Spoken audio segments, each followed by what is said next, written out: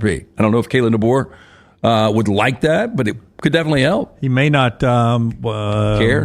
He Yeah, hat on the sideline probably, wouldn't you think? He is a hat on the sideline guy. A lot of times I've seen him. Yeah. You had something you wanted to say quickly. I was just going to say this news about it's looking like Texas A&M AD Ross Bjork is the new Ohio State athletic director. Everybody's reporting it is very close to happening, and almost everyone that responds to it is like, I don't know that I've ever seen a case of failing upward more than Ross Bjork. That's a bad thing to say about somebody. I just have not fought. That was Lane Kiffin until Ole Miss. Yeah, I really didn't follow Ross that much at Ole Miss. I don't know what he did bad in his 7 years at Ole Miss, but obviously getting basically held at gunpoint into that extension for Jimbo Fisher will not go down as one of his best moments. Do you have the new AP basketball poll in front of you? I have not seen it. You sure it came out today since it's a holiday? Oh, it may not have, because we're playing games like Ohio State and Michigan are playing right now in an MLK celebration game in Ann Arbor, 32-25 first half. So it may not come out today. It's a great point, Brownie. When it does come out, Auburn will move up from 16 in the AP poll. Vandy on the road for Auburn Tuesday, weather permitting. Alabama at home to Missouri. Then a couple of good games this weekend. Auburn hosting Ole Miss, and Alabama on the road at number 5, Tennessee. So it should be a good week of basketball. Here is the important part. The 80 seconds that we pulled out of this answer from Kalen DeBoer in his introductory. This isn't the news conference part. This is down in the Q&A with the electronic media where E.G. and Brownie were, and Forrester. This is DeBoer, cut number 3, rock star, talking about filling Nick Saban's shoes. Filling his shoes, I mean, it is impossible, and I say that humbly. But I'm going to say this, I believe in what I can do as far as continue to take places that are in a good spot and building on what is already here. I think there's a piece where you have to have a confidence in yourself because there will be things that are second guessed when there's so much continuity that's happened for so many years at such a high level. It's awesome, right? But who doesn't want to be a part of, if you're truly a competitor, part of that ultimate top end goal of, being at the top, being the best. And so, I don't expect to fill Coach Saban's shoes exactly how he, did it. But I know that there's an expectation, and I know it can help our program together reach the same goals that have been set forth with championships, doing it in a way that's done with class, done with integrity, as we build better men. In the actual introduction part, in the main area at the north end zone, Brownie, he talked about 100% access. Yeah, it said, I want to talk to him every day, and he'll probably have 10 things he sees. Maybe we could do one a day that, we can get better at. And look, I think Kalen DeBoer would be crazy not to embrace Nick Saban as much as he could. You don't take this job without thinking, I'm going to have to embrace Nick Saban as much as I could. Also, I think it's easier to do when you know that Nick Saban is not the type that's probably going to hang over your program. That Nick Saban understands what his role needs to be now. His role needs to be the guy that is fully supportive of Kalen DeBoer, but not the guy that's always knocking on the door like, let's sit down and talk about your team. Well, and I think there was something to Saban's office being at Bryant-Denny instead of Saban's office being at the football building. Right. I think that would have been a little too much. 7 blocks of separation. Yeah. Right. I mean, I just think it's easier to say when you know that Nick Saban is not the type that's going to hover over you and pick apart every single thing you do. Well, if you watch the entire 25-minute interview with Reese Davis and Nick Saban, which I did finally get a chance to see all 25, and I've seen it twice now, one point he says, I'm going to work, Nick Saban does. And he mentions... And Reese comes back with, well, I know one job you could do. And he's like, well, I'd like to do that, and talking about game day. That would involve the continuation of breaking down game tape and such like that, and being around and having the team and that kind of thing. I think it's one thing that appeals to these former players.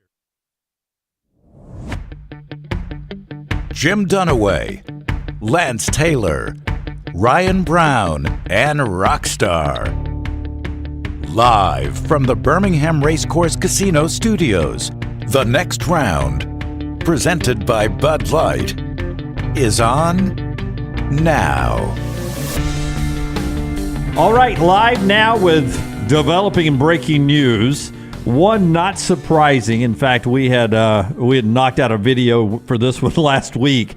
Derek Nix on his way to Auburn. We'll get into that coming up.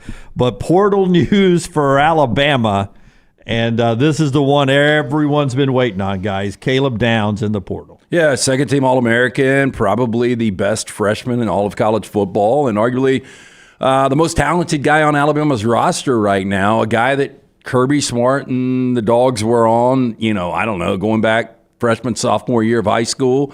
They thought that they had him originally, and now with T-Rob going to Athens, his position coach, if you're an Alabama fan, and I know Ohio State is going to be in the mix, and look, they've made a splash on the transfer portal this year, the last couple of weeks, but you got to feel like he is if you had to put money on it, Georgia Bulldog next year? I would put money on him being a Georgia Bulldog next year. Outside chance that, maybe Charles Kelly could get a conversation with him at Auburn, maybe Ohio State, maybe a little Notre Dame, but I would put 97% that he's with T-Rob over at Georgia. Yeah, Brown, a guy like Caleb Downs, who had success at a program that played in the Rose Bowl and lost in overtime to the eventual national champion, you really don't go into the portal once the head coach has been announced unless you're serious about leaving, right? Normally you would, there's one of two things. You're either serious about leaving or you are trying to determine your value to your current school. In other words, I know what my value was for me to come here. What is my value for me now to stay here in this situation? A negotiation tool. But I don't think you would have to enter the portal if you're Caleb Downs for that. I think all you'd have to do is say you're thinking about it. Yeah, I would think that was maybe the first phone call or conversation that Kayla DeBoer probably had was with a guy like Caleb Downs. Hey, we want you here. We're going to do anything we can to keep you. What do we need to keep you? In fact, as soon as the private plane pilot said, all right, we are up and you can use your devices now, he should have been like, hey, Caleb Downs, it's Coach DeBoer. I'm just over the airspace in Seattle. I'll be there in 4 hours. Can we get together? So his primary recruiter to Alabama was Charles Kelly. And T-Rob. His secondary recruiter to Alabama was Travaris Robinson. That's according to On3. Yeah, I don't know if you know these guys are not in Tuscaloosa. Where are they, Lance? Well, Kelly is down on the plains, and T-Rob is over in Athens. His finalist, according to On3, they gave him a 16% chance of going to Ohio State, 9% chance of going to Georgia, where his primary recruiter was Will Muschamp, still at Georgia, analyst. 1% to Notre Dame, 1% to Clemson, and under 1% to North Carolina. Those are the ones that they listed him. So, if you're an Alabama fan today, I think you probably look at that list and say, well, his primary recruiter was at Georgia is still there, and the guy that was a secondary recruiter at Alabama is now at Georgia. That's probably one you want to watch. Yeah, that's exactly right. And I will tell you this. You look at Alabama, and Brown and I were talking about this. Mike Rodak sort of puts it out there on a nice Twitter format here for you this morning. Alabama's lost 7 of its defensive backs to the transfer portal, 3 to the NFL draft. Currently, they only have 5 DBs, 5 of them, that remain on the 2023 roster. That's Malachi Moore, a starter, Devontae Smith, who has had rave reviews about Kalen DeBoer, Tony Mitchell, the big recruit from Lunsford's Thompson High School, who ran into some trouble, but he was a big-time recruit, Bray Hubbard, and Jahil Hurley. They've added Damani Jackson from USC, still not in the portal, and they've got 7 freshmen in there from the recruiting class. And then, of course, there's some Washington guys, the biggest being Jamar Muhammad, a 4-star cornerback who had a really good year for the national runner-up Washington Huskies, who you have to think that Kane Womack and company are on the phone too right now saying playing time available. Yeah. Shingle hung out here in Tuscaloosa, Alabama. They're right on the field. According to On3 Sports, he's the number 2 best available player in the entire transfer portal, and he is visiting Texas and Alabama this week, according to on 3 Sports. So you'd have to think Jabbar Muhammad will get the red carpet treatment because this guy's starting day one if he transfers it. And I would think Jabbar Muhammad is a guy that really was all about Kalen DeBoer, and there's a reason he entered the portal. And, as you said, probably leverage, but guy that had 3 picks this year, a couple of sacks, over 40 tackles, all over the field. And I would think that is outside of retaining Caleb Downs right now. That's probably one of the top priorities for DeBoer and this staff. I mean, it's a floodgate right now, and I see you guys are saying Tony Mitchell rumored to be in the portal. As I said when this all started on the afternoon, that Nick Saban just after 4:00 Central announced his retirement. What was that, last Wednesday? Not even a week yet, or a week today? A week ago today. Coming up this afternoon is when you can light your candles. So 4:00 this afternoon or pour one out. Will be one full week of Nick Saban out as the Alabama head coach. And we made the point then that everyone on that roster, including the signees by the time you get to the Western Kentucky game, could be in the portal at some point. And we've never seen this tested because there's never been a coaching change during the open portal era that had a roster like the University of Alabama had currently. There hadn't been a coaching change for this kind of roster with these rules out here. It was going to be interesting to see how it got cherry-picked over. And as we were discussing yesterday, whether you call them vultures or whatever you call those vultures, buzzards or whatever you want to call them, ugly buzzard, ugly, whatever New Whip used to say, they are picking nasty through the roster. Nasty buzzard, nasty snake. That's right. They are picking through the roster, my man. Yeah, and not that ESPN is the end-all be-all, but I've just doing this for 20 plus years. I've just always gone to ESPN in the mornings to check out different things, and I always find it interesting what their top headline is. And their top headline, if you go to their homepage right now, is sources, star, Bama safety, Downs enters portal. That is their top story right now. So this is how big of a player and how big of a get this will be for somebody out there. I mean, this guy right now could, and you don't say this much in college football, true freshmen just aren't ready to play in the NFL. Julio Jones was a true freshman that could play in the NFL. Caleb Downs would start next year in the NFL. Oh, 100%. 100%. And I said it on yesterday's show, and I've said it a couple of times, that to me, he was the best freshman in America. And I know you can grade out differently, different competition around America, just at safeties, and you may have a person you think was the best freshman. Everybody's got an opinion. I think he was the best freshman in college football, and now he's not going to be in crimson and white unless there is a surprising reversal, and there is a good chance. What's the song? They sing at Georgia games, the obnoxious one. Oh, coming down the tracks, train coming down the track. Yeah, here comes Caleb coming down that track. Is he a drunk, obnoxious Georgia fan? Because they tell me there's nothing finer in the land than that, Jim. I don't know. The last team that Kalen DeBoer watched film on was? Michigan? Yeah. Okay. Yeah, they played Michigan for a national I didn't championship. know if this was a trick question. Yeah, just 10 days ago. And, I don't know what nobody can get in the mind of Jim Harbaugh. I don't think anybody wants to get into the mind of Jim Harbaugh. Sometimes I'm not certain Jim's there. Interviewing with the Atlanta Falcons today, so he's making his rounds around the NFL, and I don't think he has made his decision yet. But if he takes off, we've talked about this, talking about picking over a roster. And look, there's a good amount of those guys that will go to the NFL, but DeBoer probably saw some guys that he liked on that roster when he was scouting it out. So those doors are going to be open for 30 days possibly. Well, what was the biggest job opening last offseason? I mean, there wasn't like a tremendous... See, who was a first-year coach this past year? It wasn't a big one, was there? No. I'm just trying to think of... Wisconsin? Move. I mean, I was just trying... Brian Kelly, this was his second This is year two. Yeah. So you go back, and I was trying to remember, frankly, when the 30-day window thing started. But the thing you also have to remember is most of those job openings we're talking about, like Texas A&M and Wisconsin and stuff like that, it came before the bowl game. Everybody's in the transfer portal up until the national championship game. Louisville and Wisconsin are the only ones So, but all those happen, and to Jim's point, rarely does a good roster job come open at this time. And this is the first time we've seen this happen, really. This is the first time this 30-day window has been tested to this degree, because Alabama was in the semifinals and Nick Saban did not retire until 2 days after the national championship game. So the transfer portal opens right at conference championship weekend and stays open for 30 days there. So most of those coaching changes occurred during that time. So everybody can enter the transfer portal. This is just very unique that this is being tested this way.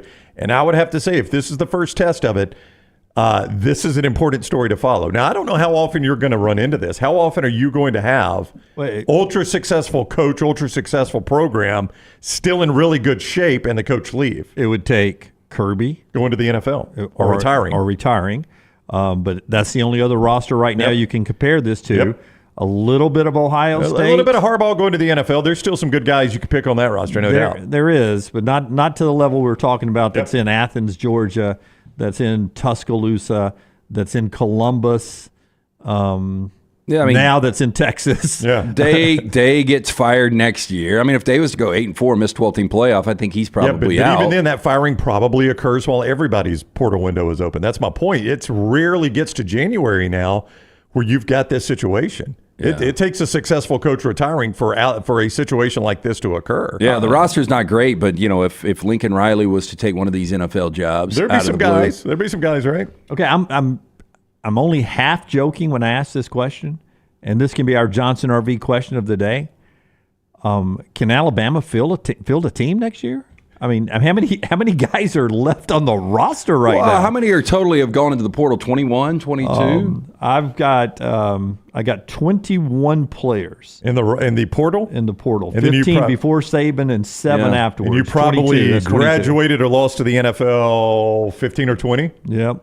So that's 42 of 85 scholarships. That's roughly half a roster. Yeah. Now you're going to backfill with 25 incoming recruits, 25-ish. I don't know exactly how many were in Alabama signing class. Yeah, and I'd be surprised if he doesn't get 5 out of the portal. Yeah.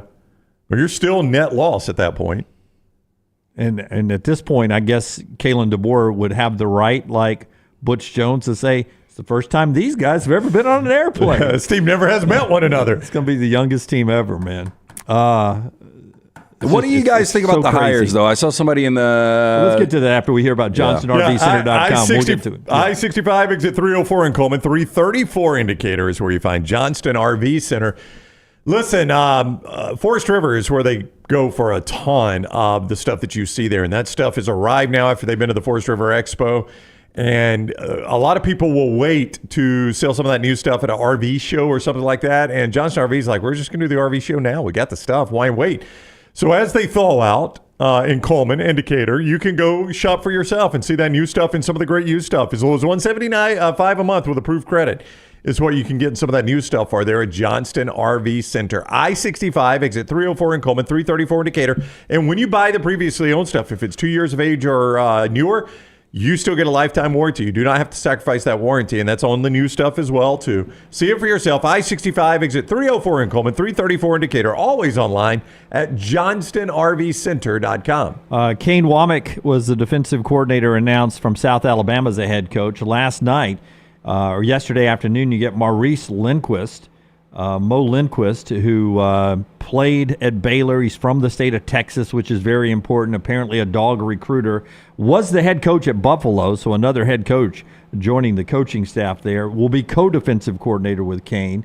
The hire gets rave reviews, but as Stewart is saying over in the chat room, not really worried about the hires right now, more worried about player retention and bringing players back.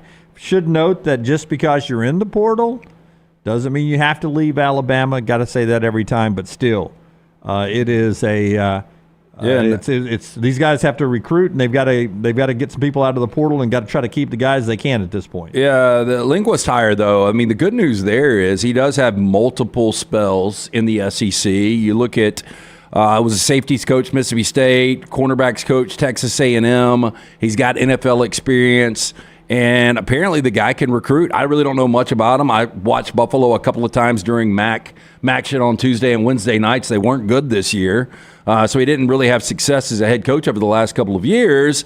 But he's respected as a positions coach, and he's respected as a guy that can recruit and knows the South. So we'll see what happens there. I have been told, though, that the next couple of weeks could be bad for Alabama. Oh, you're saying more portal? Could be, yeah. I think it's a black hole over there. I mean, what's left? I mean, there's players on that roster. Not many, 45, I think is what Jim just said. I mean, what's left? At some point, there's no room left in Austin, Athens, or Tallahassee. Yeah, you know it's got to be frustrating, though, if you have the greatest coach of all time leave, and you're so unsure what's going to happen. And then you finally get comfortable with this hire. And you guys would give me that I think Alabama fans finally are really comfortable with Kalen DeBoer. Like, they like what they see. They like what they've heard. Yeah, nothing at all. Nothing at all wrong with Kalen DeBoer. Yeah, but the now, problem is the roster. Yeah, but that's what I'm saying. Now, once Alabama fans are comfortable with the hire, like, this could be the guy. Like, if there's not going to be a great option once Nick Saban leaves, but this might be our best option. But now you start to see this roster unravel. And then, the guy that's going to get blamed is DeBoer. And really, how much of this is his fault? Yeah. Some of these guys had left already, but new destination locations today. Defensive back Des Ricks, hadn't really seen him, but his future is supposed to be bright. He's at Texas A&M as of yesterday. Linebacker Kendrick Blackshear had a role, a lot of special teams to Texas. 3 more guys out of the 2025 recruiting class reopening their commitment. So it's a ton of people out there that have gone other places. Most of them have gone to date to Florida State. Georgia and Texas are about to catch up quickly. I just disagree with that. Brandon saying not retaining Caleb Downs 100% his fault. Look, he tried to hire Travaris Robinson. The guy that didn't want to hire T-Rob as the defense coordinator was Nick Saban. You couldn't. Well, I don't know if that's true. I don't know if Saban didn't want to hire him as defensive coordinator. He could have. Well, I think he was retiring. Yeah, I think he had. But you don't think if he said, "Hey, you're our defense coordinator at least right now," that's Caleb DeBoer, whether or not he wants to keep you or not?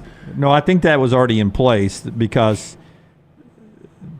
Kevin Steele retired before Nick Saban. Before Kevin Steele did, before Nick had even decided he was retiring, Kirby Smart and them were reaching out to T-Rob. No, T-Rob was in the mix to go to Georgia, and they tried to retain him. And according to people I trust, T-Rob even came back to Tuscaloosa on Sunday or hadn't left Tuscaloosa on Sunday and had a lengthy conversation with Caleb DeBoer. But you don't believe if once Kevin Steele retired, if Nick Saban said, "Hey, you are a guy. We want you to be the defense coordinator, whether I'm here or not," and then it'll be ultimately the next coach's, choice. Well, the problem with that is whether I'm here or not. All of a sudden, T-Rob would have called somebody and said, "What's that mean?" Nick Saban's telling me whether I'm here or not. No, I think. Was there not a report that Saban was going around the complex and making sure guys sign their extensions? I did not hear. I'm not saying there wasn't. I did not hear that. Yeah. The discussion I had heard from T-Rob on the T-Rob side, and again, I'm not reporting this, just what I had heard, is he wanted a multi-year extension, and the extension that was offered him was 1 year on what he had. You guys remember DeJuan Wagner? I do. Yeah, and he was such a good, at least collegiate player. His dad, Milt, got hired on, was it Calipari's staff? And somebody is pointing out that the only reason Kirby hired T-Rob was for Downs. Oh, I don't believe that. Well, I don't believe it either, but that was a big part of it. But though. Even if it was, yeah, that's, is it worth it? We've seen. Yes, it's worth it. Alan Houston was Downs' dad to get him to come to my team. Alan Houston was so good, and I don't remember who Tennessee's AD was. They hired a very average basketball coach to get one of the best players in SEC history. And by the way, that was not worth it. Probably not. They were awful. You don't hire him as a head guy. Well, I know, but they were awful. Yeah. They had one of the best players in SEC history and did squat with him. Well, I think they were like a 500 team, and he would score 40 every game. Oh, I know. He was terrific, but he's all they had. I know nothing about Caleb's family members, but whoever is his favorite family member, right. If I was Kane Womack, he'd be my DB coach, or she'd be my DB coach today. I'd make headlines. First female DB coach in power football. There were a lot of people that thought T-Rob was calling the defensive signals. I think Lane Kiffin among them.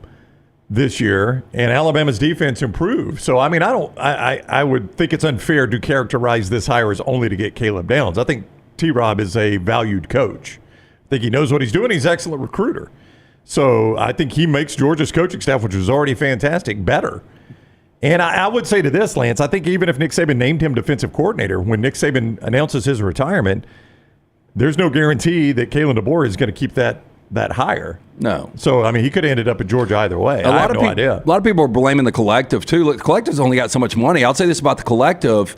Once Nick Saban retired and Kalen DeBoer was hired, you've seen the numbers of the collective go through the roof. Yeah, but this is also the first time you're going to need the collective, right? Yeah, Nick Saban took care of a lot of this himself, his name, got you in the conversations, and I think that's one of the reasons that people are like, shit, now we've got to jump in. So you think the collective, the donations have gone way up?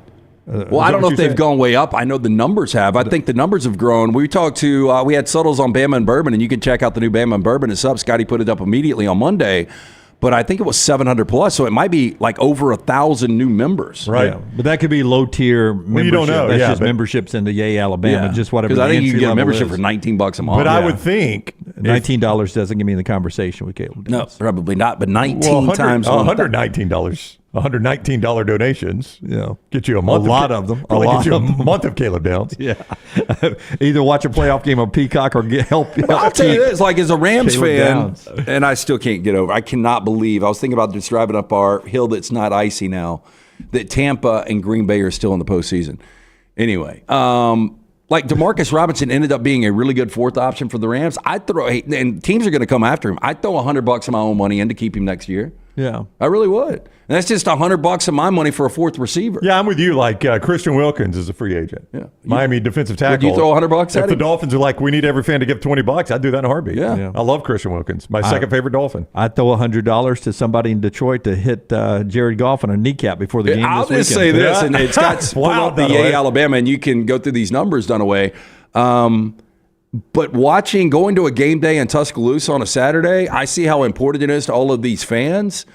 And it sucks that you've got 18 and 19-year-olds jacking you up and shaking down their own programs, but that's the world we live in right now. So, I think it's well worth throwing in this money to the collective if you are a huge fan. So that says before tip-off, so I'm assuming that was a tweet last night. Am I right about that, Scott? Did that come last night? Okay, Scott says, yeah, last night before Alabama played Missouri. So, and I was having this conversation with somebody the other day because they were talking before Caleb Downs even entered the portal about how many guys were in, and Isaiah Bond started the ball rolling. And I said, this Alabama fans, this will probably be a wake-up call to them. I think Alabama's collective, and I know people in the chat room, say, oh, Alabama's a poverty program now. The next round thinks their collective was behind, guys. You can make all the jokes you want about it. It was behind. That was my point on the Saban was making up. I said it wrong. Was filling a lot of gaps. And that's what I was going to say is I think Alabama fans, this will be a wake-up call. This can only be construed as a shot at Kalen DeBoer, and it's not meant as one. But Kalen DeBoer is not Nick Saban in recruiting. Nick Saban covered up a lot of errors in recruiting, and Nick Saban covered up a lot of holes in a collective. And Kalen DeBoer will not be able to do that yet. Maybe if he's there 15 years he could, but he can't yet. So this would probably be a wake-up call, I told somebody yesterday, to Alabama fans that I have resisted this because I have thought Alabama football should be able to operate without the type of collective that Texas has or LSU has or anybody else has. And this is probably a wake-up call that I don't care how big your name is. I don't care if you're Alabama, you're Notre Dame, or you're Michigan. It's the way the game's played now. And you better participate or you're going to lose. And I wondered if it would be a wake-up call. And, I mean, those numbers tell you it's somewhat of one. Yeah, I don't know who you point the finger at, but you guys will give me this. When NIL started, there were like 4 or 5 different collectives in Birmingham, Tuscaloosa, all over the place for Alabama, and there was no organization, there was no direction. And look, they've got it organized now. Now, whether or not they've got the funds and the resources they need to retain and go out and get some of these players, that's yet to be decided. But you start to lose a bunch of players, that's when the money will start to come. LT, tell us about Hemp Hill Services. I got one more thing, hopefully, here in this segment. Of course, you can help me out with it. You know what? Most of Birmingham, most of the area shut down yesterday. Not Hemp Hill Services. Not one, but 2 of their great guys came over to the house last night, had to check on a sink issue, toilet issue. These are the things that start to go down when the weather starts to get bad, but they were out there yesterday, took care of everything for me. Call them today. Trust the name Birmingham has trusted since 1954 for all of your plumbing, heating, and cooling needs. Call Adam, Chad, Andrew, the guys, 205-229-2090. Hard to stop a train. For more information, hemphillservices.com. If there was some way, anytime we start talking about Alabama portal over the next few days, since remember that old 30 for 30, the Bronx is burning? I do. It was about the one bad time the Yankees had, really, right? Was that what it was about? Well, no, I think it was the combination of the blackout and the summer. That's right. It was Yeah. like 77, summer of Sam was going on. But the Yankees were good. They saved the city. They saved the city. That's right. My bad. But in this day and age with with everything seeming to be crumbling around the Alabama roster, if only we had flames that we could put on. Oh, no. Scotty's got flames now. Look out. So for the time being, when we're talking Alabama roster movement, should we light the flames up and have this conversation? Is that, Caleb, flames can mean two things. Dumpster fire or hot en take. fuego. Yeah. We got a hot take. Because I do feel like there are some Auburn and Georgia and other fan bases that are sampling our show. We got sound. We got sound with it. We're top tier. Yeah, I mean, this does seem like we have some sampling from other fan bases that are coming here to watch the dynasty burn. Yeah. Rome is burning. So welcome in. And we continue to cover the Alabama portal news here live on the show. And as you can tell, the roster continues to burn right now. And Caleb Downs is the latest in the portal. Tuscaloosa is on fire. And if you've stumbled across, you haven't just accidentally hit ESPN. This is actually the next round. With production like this, I know you might be confused, but we're actually the next round. better CG than the first episode of True Detectives. Just a few poor Birmingham guys trying to make a living here. This is not ESPN. We've had Alabama fans act as Auburn fans. We've had Auburn fans act as Alabama fans. I don't know if the portal is, or I don't know if our message board is real or not, but people talking about the timing of Nick Saban getting out, that he didn't do Alabama any favors. So is Nick Saban the greatest of all time going to get crushed now? I mean, you can't make that statement. You can't make that. Your program is nowhere close to where it is without Nick Saban. That guy goes out anytime and in any way he sees fit. Oh, absolutely. And the worst thing would have been, and Nick Saban knew this, for him to not be fully invested and try to coach another year just to avoid something like this. That sets you back even further. Yeah. I mean, Evan, I love you guys. I love Alabama fans. I mean, you guys have all lived the best lives. If you're my age, you lived through Bear Bryant and Nick Saban. Evan says, the way this is going, we are trending towards 9-3. Yeah. Hey, towards 9-3. Oh God, we've got flames on the screen. The way this is going, we are trending towards 9-3. You were trending towards 9-3 anyway. We may need a Calvin in an Alabama jersey standing right here and trying to put that fire out. Hey, you think Caleb?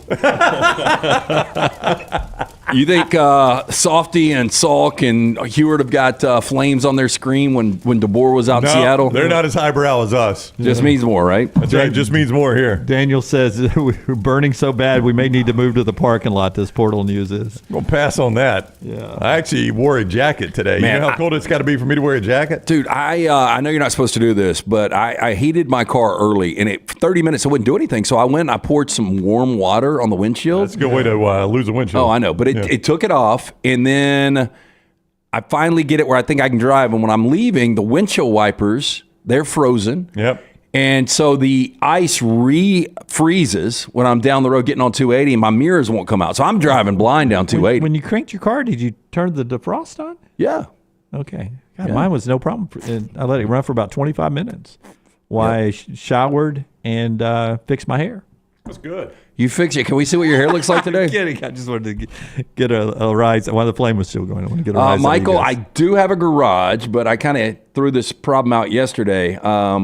Would you say that my driveway is one of the more difficult to navigate? Well, one of the steepest I've ever been on, and the problem is the end of it falls off, So if you miss, you're either in Lance's pool or down in a creek. Oh, it's a ski jump. Yeah, it's a ski jump. Yeah, I mean, you've got a great one for snow because you could sled down that thing. But when do you hit? You hit a tree. The leaf blower. Floyd Mayweather and Conor McGregor fight. Remember Wimp Sanderson came to watch fight with us, and he walked down that driveway? Oh, yeah, I was scared. Yeah. I was worried about that. Yeah. So anyway, that's why I didn't park in the garage. All right, there's 30 minutes to open the show here today. New York Butcher Shop bringing you that extended opening segment here. When we come back, we'll continue the conversation about the Alabama portal and the news there. We'll talk about Nix, the new offensive coordinator down to Auburn. Derek Nix has finally left Ole Miss, and he's going to be the OC at Auburn. As we started the show with that, we'll get into that eventually. Into basketball, the incident involving Nate Oates last night, Auburn plays tonight, all that straight ahead. Being brought to you by our friends at New York Butcher. Yeah, look, to me, the favorite snow day go-to meal is chili, and I made I've mastered chili. I've mastered it, but I got the ground beef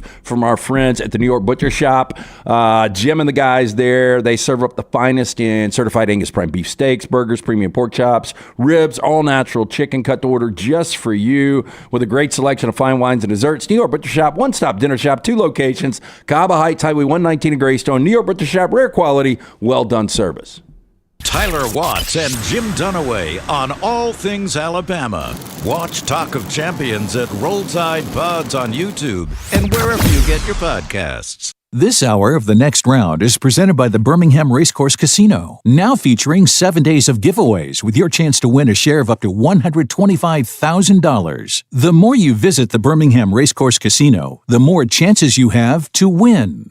Hey, Lance Taylor from The Next Round to tell you about one of our favorite places for breakfast, lunch, and dinner. That is Hamburger Heaven since 1982. Hamburger Heaven has been serving Birmingham's best hamburgers, cheeseburgers, French fries, hand-spun milkshakes, and sandwiches made fresh to order. All of their ingredients are fresh and prepared daily. This includes their beef, always fresh, never frozen, hand-pattied each and every day. For breakfast, lunch, or dinner, visit any of the 4 locations, Highway 280, Irondale, Gardendale, and Homewood.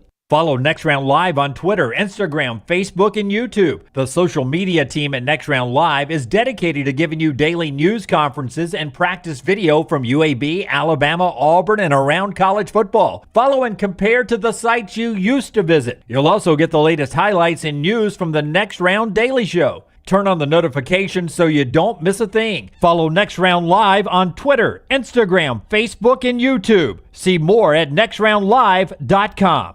Hey, Lance Taylor from The Next Round to tell you about my friends at Michelson Laser Vision, located conveniently UAB Highlands. Almost 20 years ago, I went in for the procedure. Only took 12 minutes for both eyes. When I went in, I had 2200 vision. I was legally blind. Now I have 20/15 vision, still 19 years later. Make the call today. Schedule a hassle-free consultation. 969-8100. Dr. Mark Michelson, Dr. Jen Michelson, Michelson Laser Vision. Make sure you tell them The Next Round sent you. 969-8100 or MichelsonLaserVision.com. Remember the name Way to Wellness if you're battling weight loss in your life. I'm Jim Dunaway from The Next Round. There was a time I was over 216 pounds until Way to Wellness helped me lose 45 pounds, and now for over 2 years, they've helped me keep that weight off. Here's their website, aplanforme.com, aplanforme.com. That's a great name for a website because there's no cookie cutter plan. Everything is designed specifically for you. No contract, no sign-up fees, and your first consultation is free at Way to Wellness. Are you ready for a winning season in your finances? Legacy Credit Union is bringing you a slam dunk deal on their credit cards. Apply for their balance transfer and pay 0 balance transfer fees. That's right, there is no balance transfer fees, and they're offering a jaw-dropping 2.99% APR for the first 6 months. Whether you're looking to clear the cord of those holiday expenses or just wanting to streamline your finances, apply online today, LegacyCreditUnion.com. Annual percentage rate, terms and conditions may apply. See Credit Union for details, federally insured by the NCUA. Want more of the show? Download the app or visit nextroundlive.com for the latest podcast. The Mystery Fifth Hour, our Not For All Ages podcast, The Last Call, and our entire Double Down Media podcast family. All at nextroundlive.com and on the Next Round app.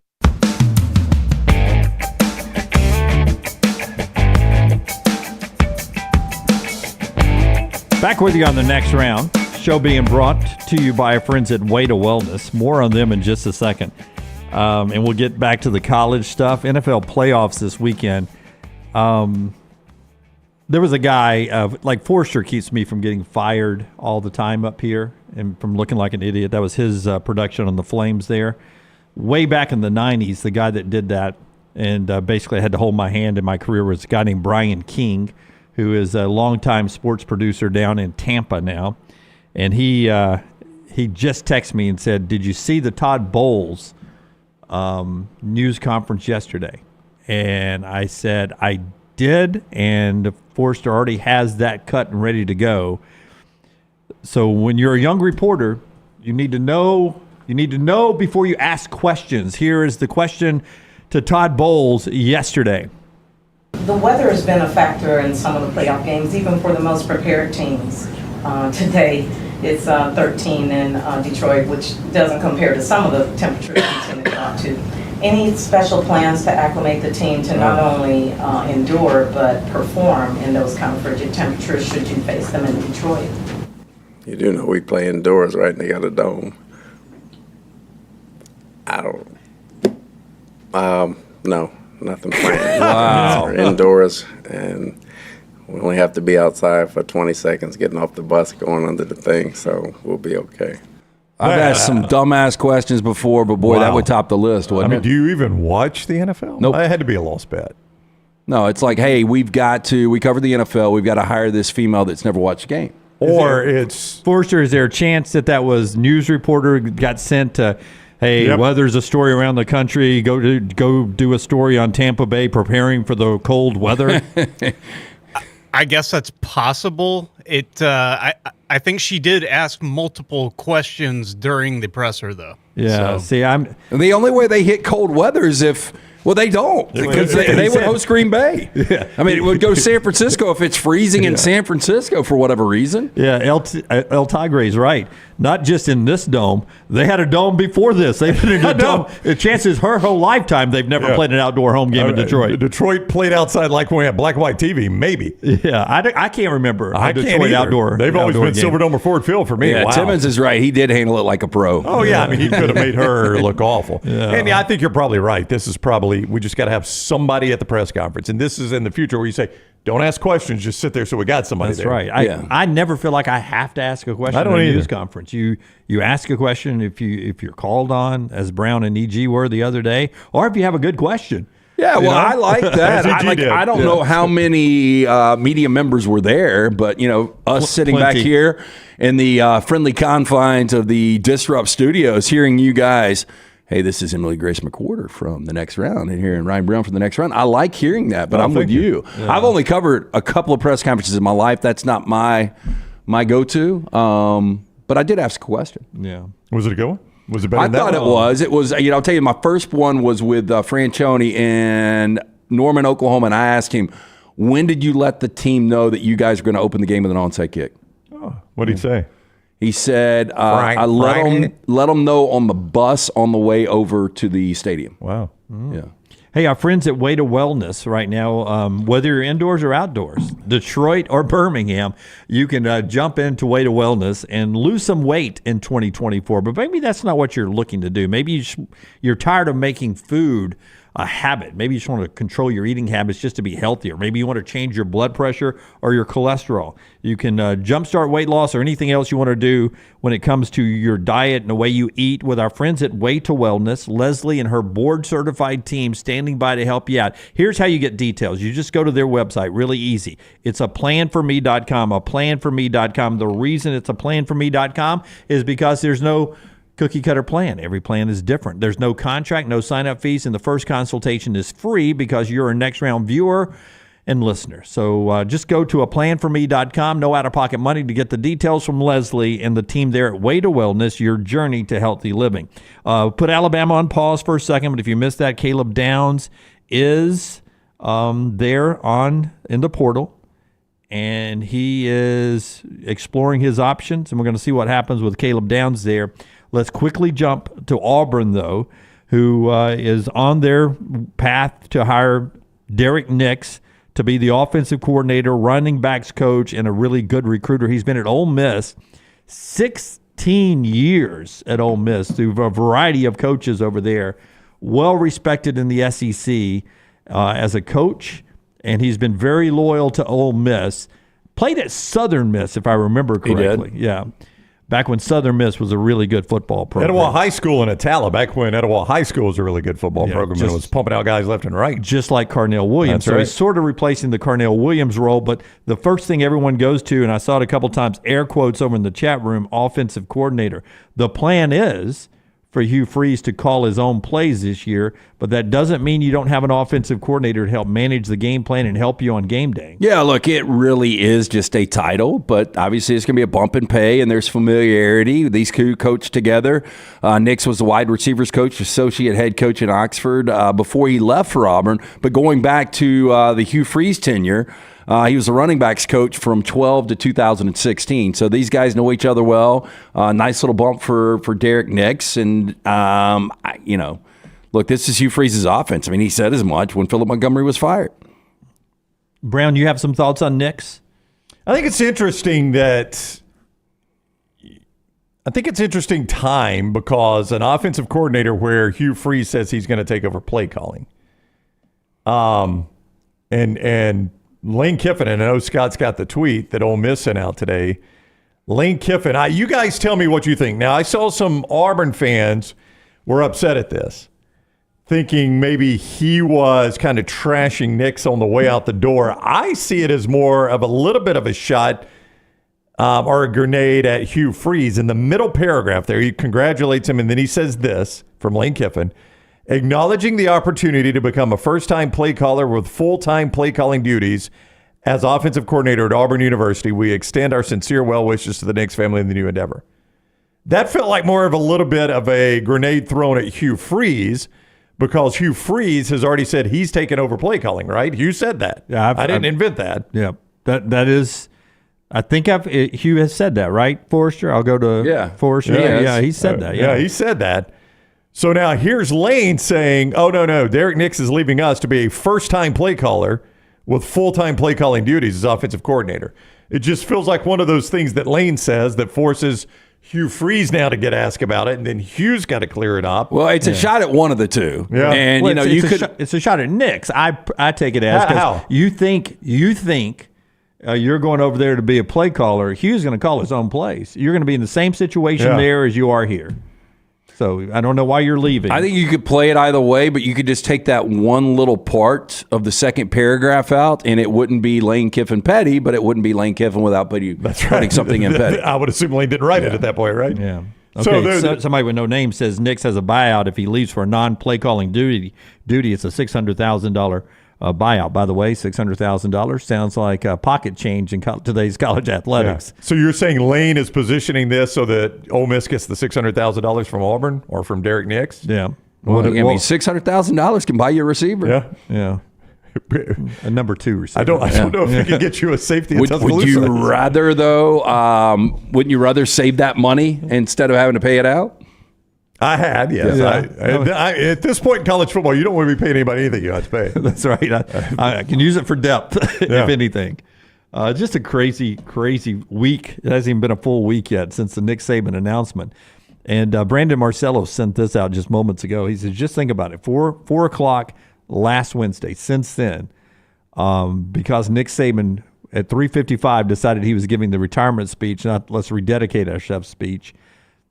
Job opening at Alabama, at Washington, at Arizona, South Alabama, Buffalo, all directly related to that. And we don't know what is coming next. So just a crazy path that we're on for this roster. Have you guys ever looked at the On3 and their transfer portal, and they've got what they think the NIL value is of the players? What do they have, Caleb Downs? Have you looked? By the way, some coaches do not like that. Fans eat it up, though. Yeah, because I've seen an article Chris Hummer just put out at 24/7 Sports. I'm looking at it right here.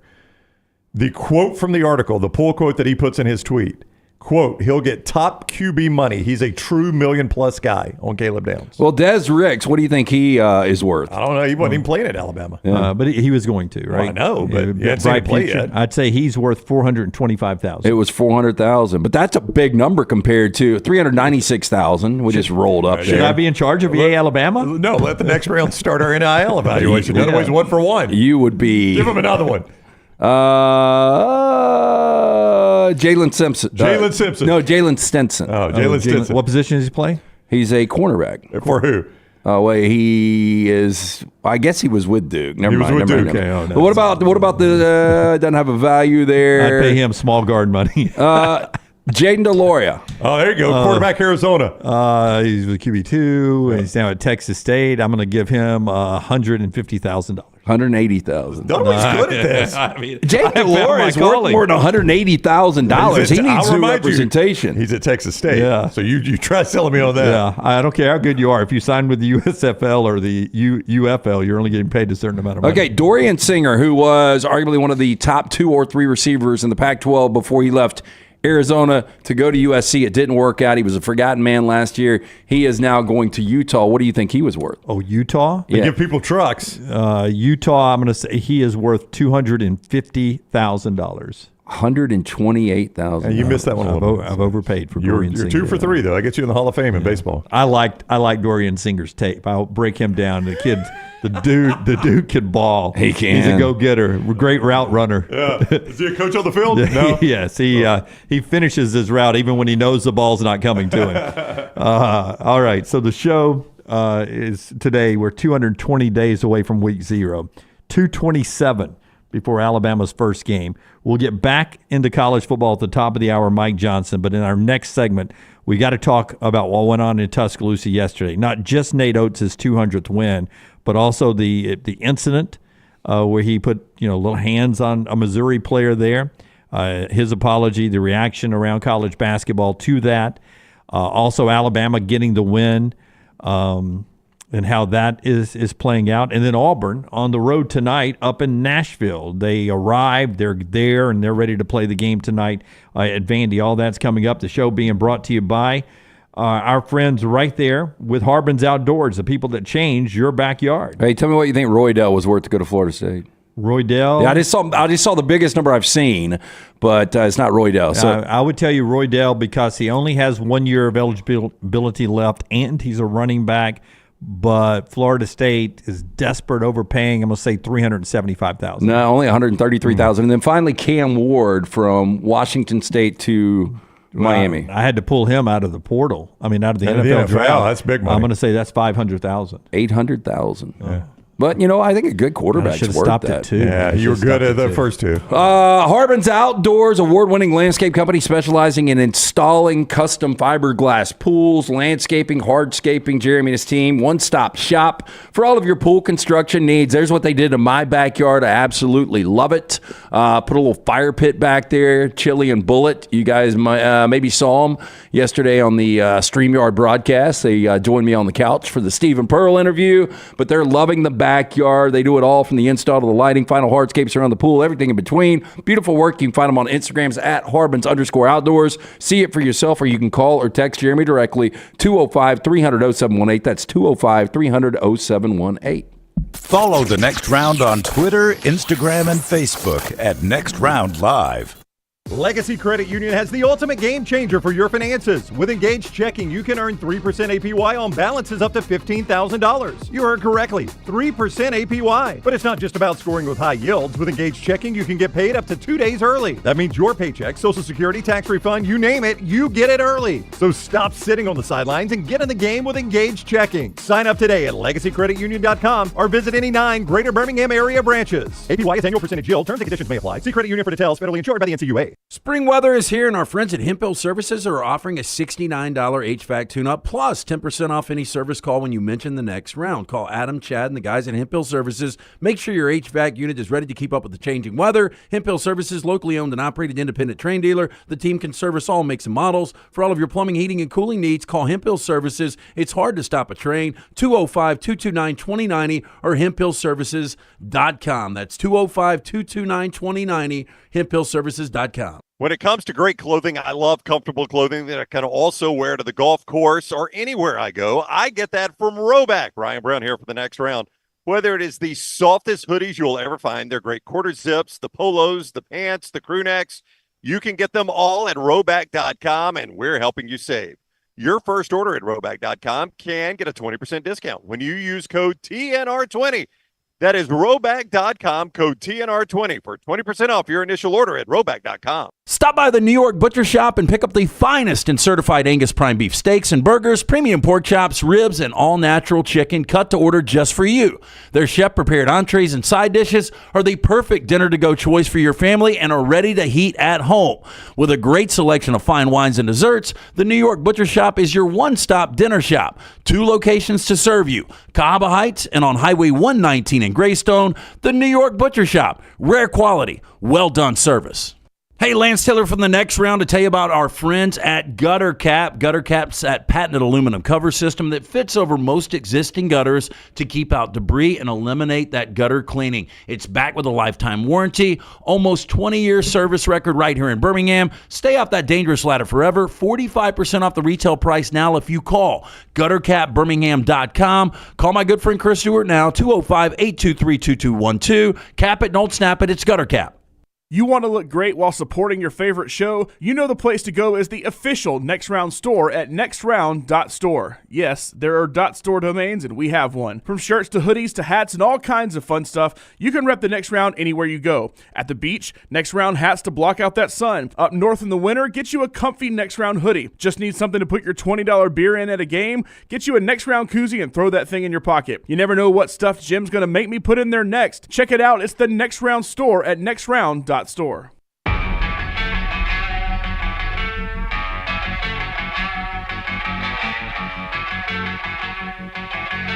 Bob thinks Alabama should start a Bama NFL alum fund to help with the NIL. $2.2 billion if they just tithe 10%. Yeah, if it's a tax deduction, it would help. I don't know if it is. Or It's not. not. It is That's gonna be a problem. Because a lot of this stuff got to where it wasn't a tax deduction when it went to NIL. That hurts. That yeah, hurts it was quite a good bit. early when it was still a tax deduction. Charles, I should say it's not across the board, but a lot of them aren't. Charleston, one of our great female listeners, making a point out that Caleb Downs, his father, is head of a recruiting service, and that he has said he has not been impressed with the Alabama defensive hires. This is from Charlesa. She says, also, I've heard that these defensive coaches who are just now getting to town need to get out and start trying to save our bacon a little bit, according to Charlesa, one of our great female listeners. I like the phrase "saving our bacon." You like that one? I do. Remember Snatch the Bacon? I do. We used to play that. We used to play Snatch the Bacon. Tell us about Gutter Cap, and we'll talk a little basketball here and then get right back into the developing story on the roster movement in Tuscaloosa and everything else in college football. 823-2212, 205-823-2212. Our good friend Chris Stewart. Last thing you want to do is get on that roof, little ice up there, slip, fall, snap the neck, and die. No good to the wife or kids. Cap it, don't snap it. Call Chris Stewart. He'll give you an absolutely free estimate. You'll never have to clean the gutters again. It's a padded aluminum cover system, fits over most existing gutters. It will keep all debris out, keep those gutters clean and free-flowing. The answer is Gutter Cap, 205-823-2212 or guttercapbirmingham.com. For the third time under Nate Oates, and for the first time in back-to-back years since 1978, Alabama's 4-0 to start the SEC again in back-to-back years. It's been 78 since the last time they started 4-0 in back-to-back years. The win over Missouri last night, 93-78, it came with a great 93-75, came with a great performance from Rylan Griffin, who scored 21, had a 4 straight three-pointers at one point to pull Alabama ahead. Nate Oates gets his 200th win, but Nate Oates, after the game, talking about how chippy the contest was between Alabama and Missouri. You know what? I think it's a program with a lot of pride. I mean, they were good last year. They came in 0-3. They're probably better than 0-3. You know, they're fighting, scrapping, clawing. Those players didn't go there. You know, to start 0-4, Coach Gates is used to winning. I'm sure there was an edge about them where they needed a win. But we're trying to win the league, and we need to win. You can't win the league if you don't protect your home court. So I think combination of us understanding we got to protect our home court, it's a must-win game for us if we're going to try to win this league. And they have a lot of pride over there, and they weren't trying to start 0-4. Other than that, there's nothing between the programs. Like I actually really respect Dennis and think he does a great job, and I don't think any of our players had any past history than our guys. I just think it's two teams playing hard and understanding it's a big win either way. Now, Nate Oates started the news conference apologizing for the incident that happened in the bench area where he actually put his arm and his hands on Aiden Shaw and then pointed him back to the Missouri bench after double technicals had been called there. The Missouri coach thought there should have been a technical on Oates at that point for just touching one of his players. He said if it had been an Alabama player touching one of my players, one of the players, or my player touching his player, there would have been an automatic technical called in that situation. I don't know about a technical. I think he will be fined. And look, and this thing could have really accelerated.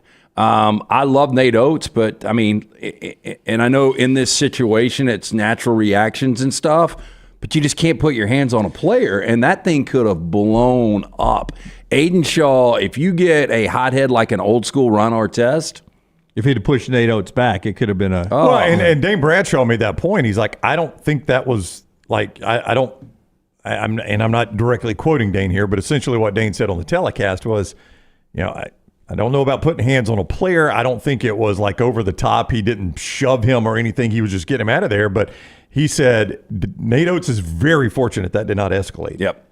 Because you're right. If you had a high head player, if it were more of a high head situation than it was, that could have gotten really, really put ugly. your hands on Draymond Green and see what happens. Yeah. But I think the league office will probably look at that to that point and say, maybe not what happened, but what possibly could happen. You sort of have to set a precedent with the coaches. Correct. Whether it's a verbal reprimand or some kind of financial reprimand.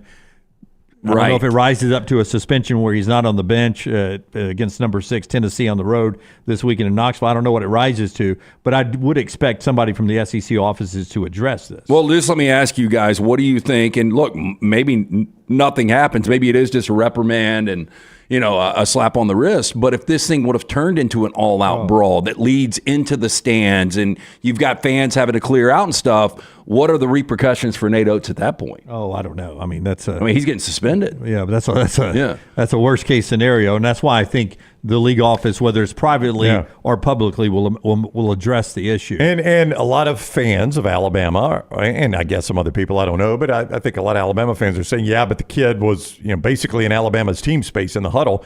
Both those things can be true. I mean, the Missouri player was not without blame either. But, at some point, the coach is the adult in the room, and he can't be putting his hands on a player. And, again, Nate Oates apologized for it. He apologized. You could see it immediately in the postgame handshake. He apologized to Gates. Ran to get to the coach. That's right, who didn't seem to have a huge issue with it. Even in the postgame, he seemed more upset that the officials didn't tee Nate Oates up than he was that Nate Oates actually did it. While we're talking about basketball for a second, what the hell are we doing? You can't talk anymore after slapping somebody's shot away or getting a dunk on somebody? I know it's a rule now, and Bradshaw and Tom Hart said they'd seen it like 2 or 3 times recently. That seemed like a weak technical. Yeah, but it happened a couple of times throughout the game, and apparently I was just reading Field of 68 this morning. It happened in several games around the country last night. I mean, you're taking the emotion out of the game at that point. Grant Nelson had the block, pulled the ball down, and he said something. But in all sports, I think there's a whole lot of crap talking that goes on the field. I mean, you watch a football game, and those guys are jawing back and forth as they're going back to the huddles. There's a difference to me between, some unsportsmanlike stuff and then just the normal back and forth between competitors. I don't want to – these officials have so much on their plate already. This is so much. The game was broken up last night, and I think it added to the chippiness, having technical fouls called because it sort of exclamates what is being said on the court. Well, yeah, and I think you got to use some common sense here. If you're one of the officials and people start to chirp, then you warn them, hey, look, if this gets to the next level, you're going to get teed up. But, yeah, man, you got to keep some emotion in the game. Yeah, and they did say after the incident on the bench that they warned both benches that any more chippiness would lead to technical fouls, and that's when some of the verbal comments were made. So, luckily, nothing major happened where it got worse. The worst-case scenario, as LT pointed out, and then the fact that Alabama won the basketball game. They're 4-0. Auburn tonight on the road at Vandy, number 13 in the country. They've won 9 in a row. They are tied with Texas Tech for the longest Power 5 win streak in the country. That game will go on tonight up in Nashville, even though they've got the weather a lot worse than here. They are safe and up in Auburn. So that game's happening tonight. We'll hear from Bruce Pearl coming up later on in the show. Congratulations to Bucky McMillan and Samford. I mentioned Auburn and Texas Tech have the longest Power 5 win streak in America. Samford has the longest win streak in America. They've now won 16 straight. Toughest test in that 16 games was last night on the road at Western Carolina. They get the win. You'll hear from Bucky later in the show. But Mike Johnson is up next in the show. We will get to him coming up. Redmond Vodka bringing you this part of the next round. Tell us about Redmond. 8 times distilled, gluten-free. Pick up a bottle, locally owned and operated. If they don't have it, tell them to get it. Again, just an incredible product available in 22 states. Ask for it by name. It is Redmond Vodka. The NFL Network's Daniel Jeremiah and Ryan Brown. DJ Football Weekly at Disrupt the Media on YouTube and wherever you get your podcasts. Hey, if you're looking for Birmingham's best pizza, you need to stop in and see our friends at Slice Pizza and Brew. It's as local as you can get, from the ingredients that go into every pizza to the beer on tap. For a great lunch or dinner, go see our friends today, Vestavia or Lakeview at Slice. When it comes to great clothing, I love comfortable clothing that I can also wear to the golf course or anywhere I go. I get that from Roback. Ryan Brown here for the next round. Whether it is the softest hoodies you'll ever find, they're great quarter zips, the polos, the pants, the crew necks, you can get them all at Roback.com, and we're helping you save. Your first order at Roback.com can get a 20% discount when you use code TNR20.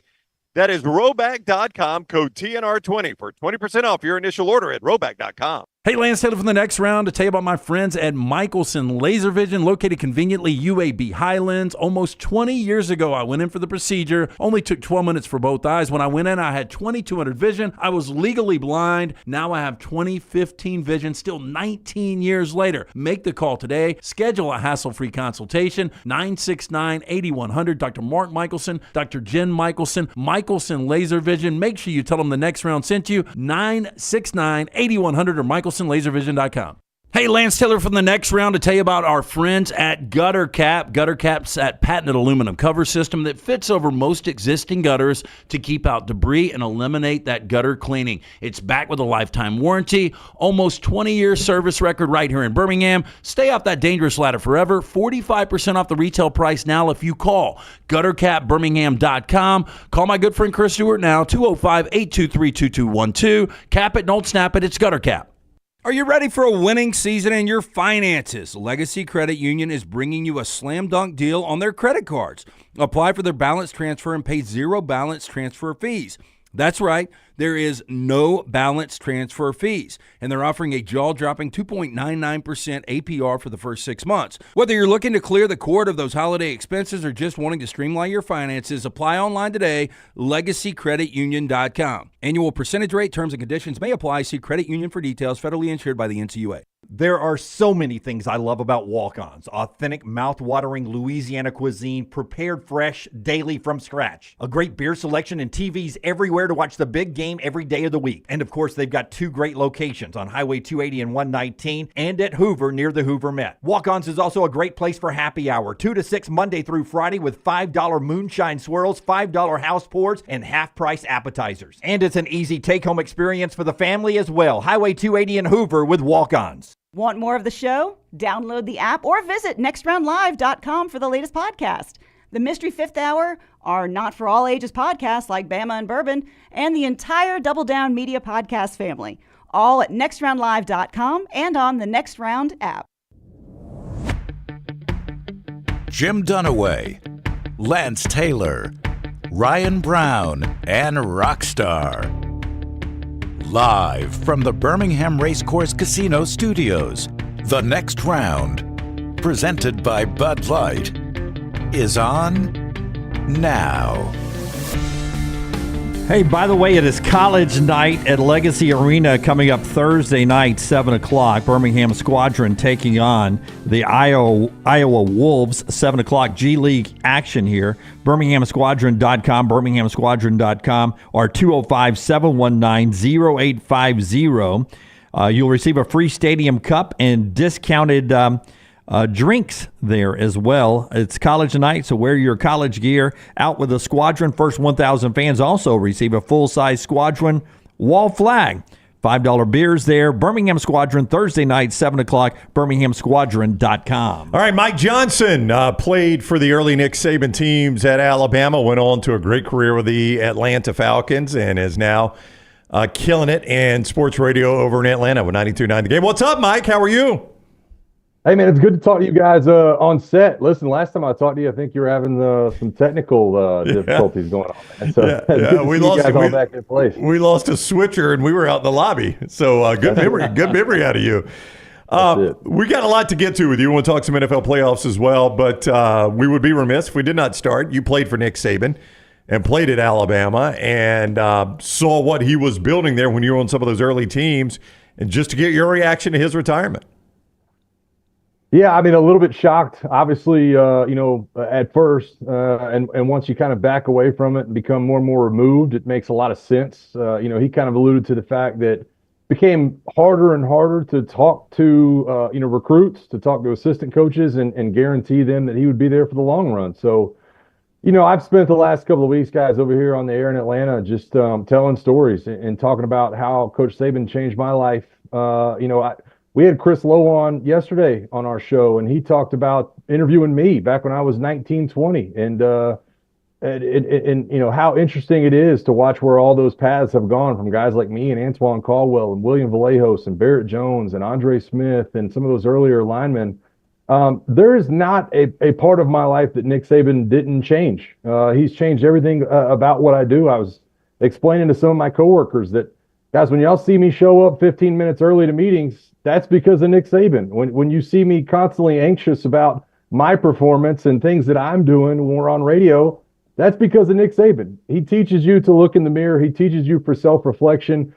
He teaches you not to blame anything that you can't control. And I have lived my life that way. My wife almost gets irritated because, as soon as she's having some kind of conflict in her life, I ask her what she could have done differently. And that's, as you guys probably know, that's not exactly how you want to approach those situations all the time. But there's nothing in my life that Nick Saban didn't put his hands on, and I'm forever grateful for that. I'm glad you've got a comfortable couch. That's where I would be. Yeah, Dunaway likes where I was. He gets to camp out a lot. Okay, let's go back. Caleb Downs, latest to enter the portal, and this portal thing is crazy. NIL is insane. But let's take you back 15 years as a 21-year-old playing for Alabama. And it's going to be difficult maybe to, I don't know if you've thought about this, what would Mike Johnson, the former player, how would you handle NIL? Because the thing that bothers me, and I understand, man, everybody wants to get their money, but shaking down your own team to get more money after you've got a deal, to me, it feels a little grimy. How do you think you would have handled NIL? Well, first of all, I'm an offensive lineman, so I don't know that anybody's beating me down for any kind of NFL NIL deals. But here's what I'll say. I think a couple of players have said it best. I think Tyler Booker might have actually said it, that you leave a legacy, and I am very, very proud of the legacy that I was able to leave behind at Alabama. I'd be remiss if I didn't tell you guys. Listen, when Mike Shula was fired, I cried. When Joe Kynes took over and we went through all those bowl practices. Bobby Connolly was my offensive line coach. He was my recruiter. When I was telling him bye after the bowl game that night in Shreveport, Louisiana, I cried. It was tough. But I made the decision right then to kind of stick it out. We lost a number of players along the way, but it was about legacy. And I know times have changed. Listen, when you've got not just a little bit of money, a lot of money being kind of thrown at you, and people are talking to you and saying, hey, if you go here, if you go here, if you go here, it could be life-changing money. But I just hope that these guys think about their legacy. I think it was our old buddy Aaron Suttles that kind of mentioned, with Isaiah Bond. Look, when you have these team reunions, I don't know that some of these guys are going to have places to go back to. It's been one of the most special moments of my life, was going back in 2019 and having a 10-year reunion with my guys. So it's difficult. Times have changed. I've mentioned it a number of times over here, guys, and I'm sure y'all can relate to this. Last time Alabama did a coaching search, Twitter wasn't really a thing, right? You didn't have to worry about, completely refreshing every minute and doing all these things.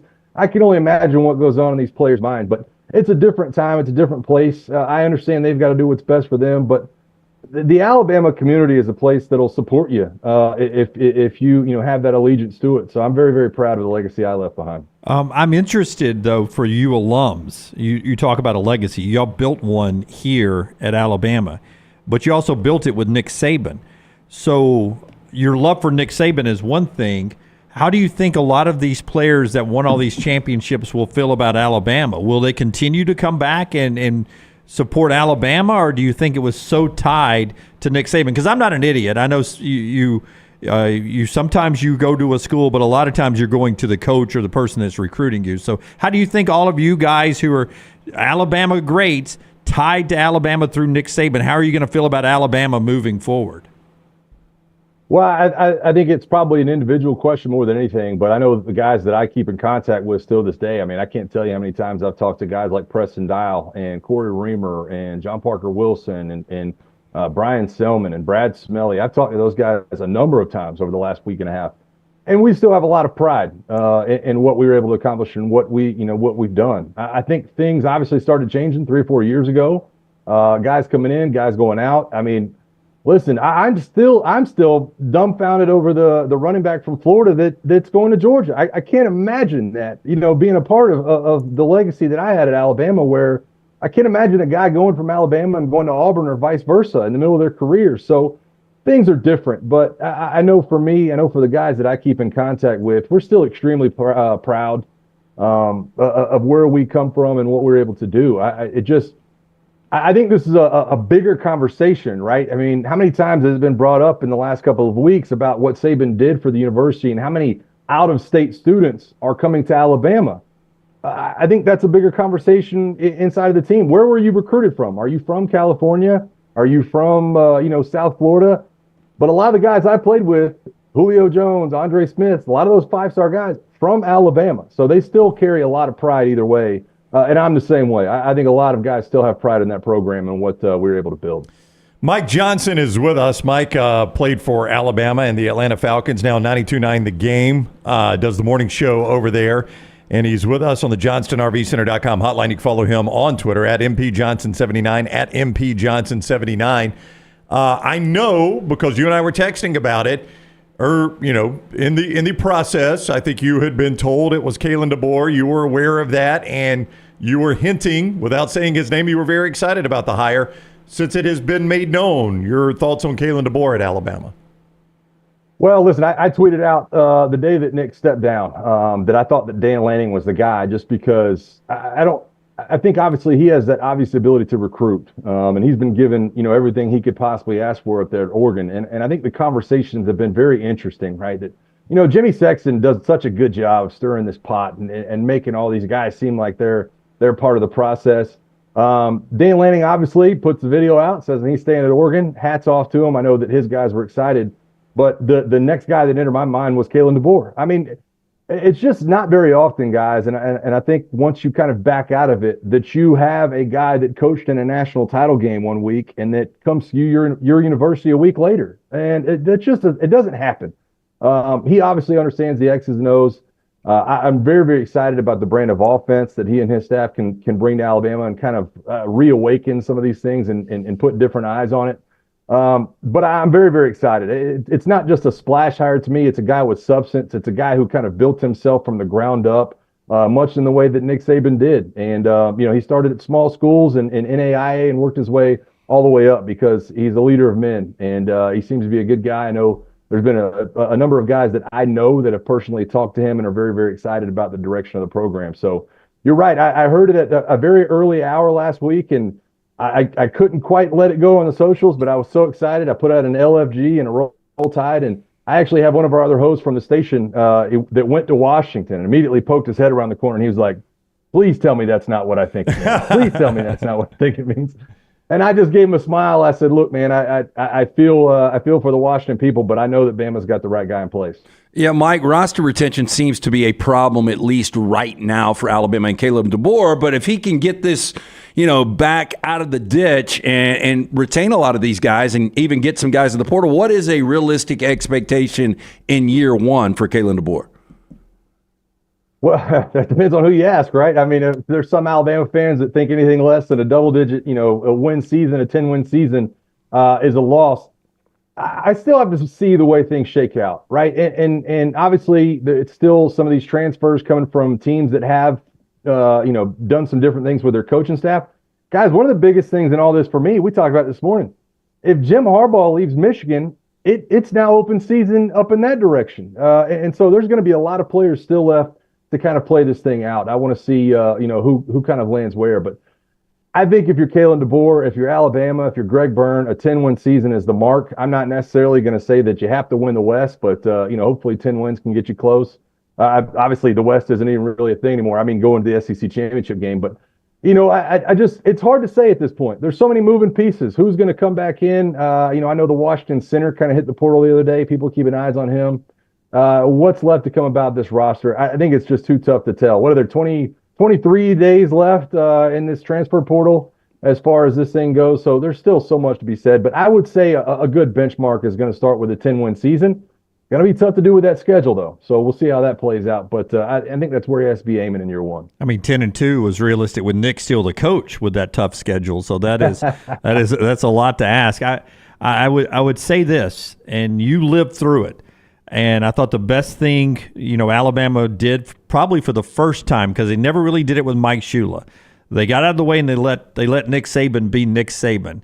And I think you would agree with me. The challenge here is you got to let Kalen DeBoer with his players, his coaches, the way he wants to do things. You got to trust that you hired the right guy and let him do it his way, even if it's a dip for a year or two. Would you agree with that or disagree with that?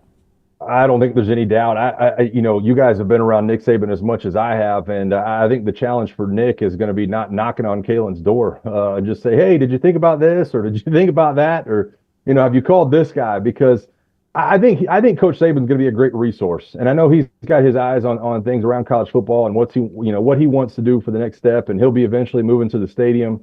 But man, what a resource to actually have, right? It kind of goes hand in hand with allowing Coach DeBoer to be himself, but at the same time, if you need a little extra NIL money, or if you need this situation resolved, or you need to talk to this high school coach over in Georgia or over in Florida, boy, what a guy to have down the hall from you, or around the corner, or a half mile away at the stadium, whatever it may be. So I think that Greg Byrne is kind of on the right track. It seems like he has his head on his shoulders the right way, the way he's dealt with that athletic department. Obviously, there's been guys moved in, there's been guys retained, but it doesn't seem to me like Greg Byrne or Nick Saban right now are too overarching. They're not looking over his shoulder, allowing him to make some of the moves that he's been able to make and move guys in and out. So I'm with you. He's going to have to establish his own brand. And I think that's what's difficult for Alabama fans. You guys ask, what's the goal for year one? Establish what your identity is. That was the biggest thing for us in year one under Nick Saban, and we didn't get it done. We won 6 regular season games. We had players suspended. We wound up back in Shreveport. It wasn't until we played Clemson in 08 that we really established that identity. So people are going to have to be patient. What is a Kalen DeBoer identity at Alabama? Is it tough in the trenches? Is it airing it out? Is it timely defense? Whatever it may be, he's going to have to put his stamp on the program, and so hopefully he's able to do that, and everybody else can get out of the way. So not only did Mike Johnson play for the Falcons, he's still on the radio network. He talks about him all the time on the morning shift on 92.9 The Game there in Atlanta. He's with us on the JohnstonRVCenter.com hotline. So in a couple weeks, a month, whenever it happens, who do you hope the Falcons coach is? Who do you think the Falcons coach will be? Well, listen, I put out a top 5 list last week of guys that I thought it would be. And I'll be honest, I didn't include Jim Harbaugh for the simple fact that I didn't think Jim Harbaugh would be interested in the Falcons. Not so much that I didn't think the Falcons should be interested in him. I don't know that it's the best situation out there. And you guys know this, the NFL, what is there, 7, 8 openings at this point? Could be even more in the end when it's all said and done. Quality coaches are going to be out there. I mentioned Bobby Slowick, the Houston Texans OC, is my number one. I think Jim Harbaugh probably trumps that if you can get him. We've talked all week, guys, over here about the interview process is so much different for a guy like Jim Harbaugh and Bill Belichick than it is for a Ben Johnson or a Bobby Slowick. You're almost selling yourself to Jim Harbaugh and Bill Belichick. Bobby Slowick and some of these other coordinators are selling themselves to you. They're telling you why they should be a good fit.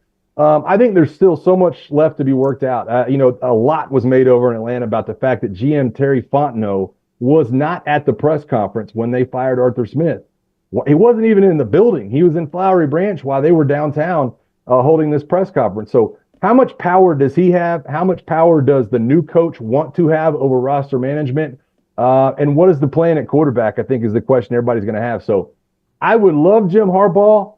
Bobby Slowick is my immediate backup plan. And then, guys, Raheem Morris is a name that I keep hearing more and more good things about. And he's a quote-unquote retread. But, boy, he would mean a lot over in this community over here because I know a lot of people like Raheem Morris right here. So that's kind of my top 3 that I'm keeping an eye on. We'll see how it all plays out. Raheem Morris is a hell of a coach. He did not get a fair shot with my Buccaneers. Yeah, he needs to stay put with the Rams. Let's not be. I know he's interviewing with everybody. He needs to stay put with the Rams. Here's what happens in my opinion: Raheem Morris, Justin Fields to Atlanta. And the Bears take Caleb Williams. I don't know what you have to give up for Justin Fields, but whatever it is, do it. I think Mel Kiper came out and said last week that the Falcons might be willing to give up an 8, their 8th overall pick. I hate trading first-round draft picks. Trade a 2, trade a 3. When Justin Fields gets wherever he's going, you're going to have to extend him for $100 million guaranteed. I don't know that he's worth that. And that's a guy that's from the area. He went to Harrison High School over here. A lot of people love him. I just guys, for me, draft somebody, use the 8 to move up, draft somebody, maybe Jaden Daniels, whoever it might be. But I'm with you on the Raheem Morris. Raheem Morris to Atlanta would be a beautiful thing, I think, over in this city. All right, Mike Johnson at MP Johnson 79 on Twitter, the former Alabama great and Atlanta Falcon, now 92.9 The Game there in Atlanta and the Falcons Network. Mike, we greatly appreciate the time. Always fun talking to you. Hey, always a pleasure, guys. Thanks. All right, buddy, take care. Mike with us on the JohnstonRVCenter.com hotline. And the show being brought to you by a couple of great folks, including our friend Greg Nelson, Greg from Pell City Storm Restoration Roofing, 205-542-3531, 205-542-3531. Icy rooftops and all that. You don't know what the weather does to damage your roof. Just takes one shingle getting out of place to cause some massive problems. When's the last time you had that roof inspected? We've had some major windstorms. Now this ice storm. Get Greg up on your roof by calling 205-542-3531. That's a free, no-cost roof inspection and no obligation. He also does roof repairs. He also replaces roofs, storm damage. He takes care of it all. 205-542-3531, Storm Restoration Roofing, or Greg from Pell City on Facebook. Really interesting. What's going on in college football. We'll reset the table and such when we come back and everything. But just real quickly on the fact that Caleb Williams yesterday did decide to go to the draft. If you were the Bears, do you take him first overall and shop Justin Fields around for whatever you can get? This is tough because I believe Justin Fields in the right spot is going to be really good. He's not going to be Caleb Williams good, though. And I think Caleb Williams, I said this yesterday, I think he could be another Pat Mahomes. So, boy, that's tough. I think I probably take Caleb Williams, and I probably see what I can get for Justin Fields. Definitely, if I can get a first round for Fields, yeah, I think you got to do it. I mean, I think it depends less on Caleb Williams, to Lance's point, more what you can get on Fields. Though we have seen with San Francisco, you can completely whiff at quarterback and still get it right if you get everything else right. And they managed to do that somehow. You guys know the Rams are another kid for me, right? I mean, I don't care that much about them. They've got the 19th. This is the first time they're selecting in the first round since 2016. But they've got a first round at 19. I would trade number 19 for Justin Fields. Wow. I really would. Wow. You believe him in that much? I think he'd be perfect in a Sean McVay offense. I really do. By the way, for I think only the third time ever, and the first time or the second time that it's been 3 in the first 6 picks, wide receivers are going to go really, really quick in this draft. 3 in the first 6, according to a lot of mocks. So if whoever you get, there's also a chance of a deep wide receiving core. We're back to college football when we come back. We'll reset everything that's happened today for Alabama, what could be next for Alabama after Brownie tells us about our friends at World of Wills and that great event coming down to the Legacy Arena in the BJCC. It is the O'Reilly Auto Parts World of Wills. It comes here annually, and it never disappoints. It always delivers. And if you want to go see it for yourself, you can get tickets for a discount at any local O'Reilly Auto Parts, or get all the information I'm about to tell you at worldofwills.net. The great WWE legend Mick Foley is going to be there from Kindig Designs. Dave Kindig. Saturday is going to be there. Mick Foley is on Friday. Leave It to Beavers. Beeve. Jerry Mathers is going to be there on Sunday. Plenty for the kids to see and do. Hot Wheels drag racing all weekend long. The Super Show that gives you one-of-the-kind vehicles from around the country, some never before seen in Birmingham, classic cars and hot rods, custom trucks and motorcycles, all at Legacy Arena at the BJCC, February 2nd, 3rd, and 4th at the BJCC. Again, get discount tickets at any O'Reilly Auto Parts store and get all the details I just told you and more, worldofwills.net. Follow LT on Twitter at @TheLanceTaylor. This hour of The Next Round is presented by the Birmingham Racecourse Casino, now featuring 7 days of giveaways with your chance to win a share of up to $125,000. The more you visit the Birmingham Racecourse Casino, the more chances you have to win. Hey, Lance Taylor from the Next Round to tell you about our friends at Gutter Cap. Gutter Cap's that patented aluminum cover system that fits over most existing gutters to keep out debris and eliminate that gutter cleaning. It's backed with a lifetime warranty, almost 20-year service record right here in Birmingham. Stay off that dangerous ladder forever. 45% off the retail price now if you call guttercapbirmingham.com. Call my good friend Chris Stewart now, 205-823-2212. Cap it, don't snap it. It's Gutter Cap. The Double Down Media podcast family is live and full of content for all ages. The Mystery Fifth Hour gives the Next Round host a chance to talk about everything but sports. Pour a glass of Bama and Bourbon, our weekly college football conversation, while sipping on some of the most interesting pours in the bourbon world. And in our Not For All Ages podcast, The Last Call, LT takes off the gloves for in-depth conversations with stars like Taylor Hicks, presented by Redmont Vodka. Find these podcasts and more by searching The Next Round on Apple, Spotify, and on our website, nextroundlive.com. Twin Peaks is the best in the game. Here, you're in the red zone for every college rivalry and divisional matchup all season long. I mean, where else are the scenic views as good as your view of the game? Only at Twin Peaks, the #1 sports bar.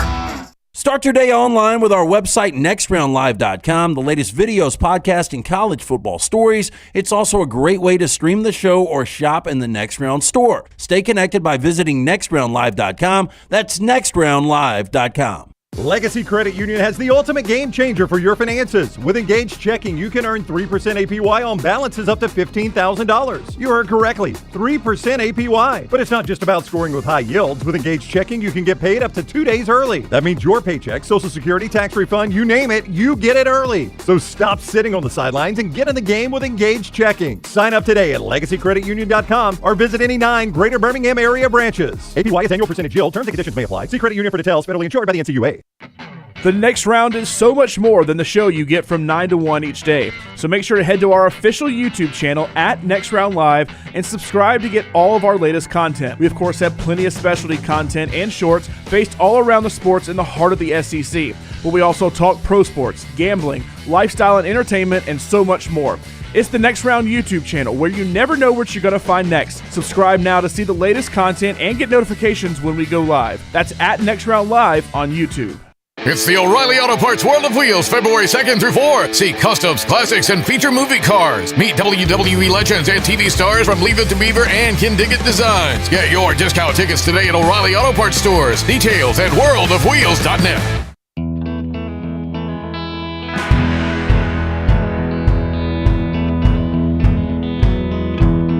By the way, a lot of movement. I mean, listen, I'm gonna be totally honest with you guys, and Please these guys do it. know Don't lie. these guys know that I sometimes enhance my intelligence or, my workout scheme or whatever. Any good story, you like throw a little I like enhancement to on there to make little it better. Yeah. How is the workout going? I haven't got there yet. I don't work out when it's less than 32 degrees. When's that shirt coming off? Yeah. You know what? Sometimes technically, right at the beginning of the breaking news. That's true. You say you don't work out in these conditions. I don't know if the Berlin Wall doesn't come down if it's not for Rocky Balboa being able to train in Siberia. That's right. If it was snow up to my waist, I'd grab a tree trunk and start running through that. In the 80s, Dunaway was punching a side of beef in a freezer. I'm just going to tell you guys, I don't understand the portal rules. I don't understand it because right now in my world, the way I read it, the only teams that are open to enter the portal are people like Alabama, Washington, Arizona, people that lost, South Alabama, people lost their coach. But new to the portal, yesterday, linebacker Cam Riley and DB Donovan Kaufman from Auburn, who did not lose their coach, new to the portal yesterday. Texas State quarterback T.J. Finley. And you said, my goodness, Jim, T.J. Finley still has eligibility. He's got 2 years left wherever he goes next. He leaves Texas State.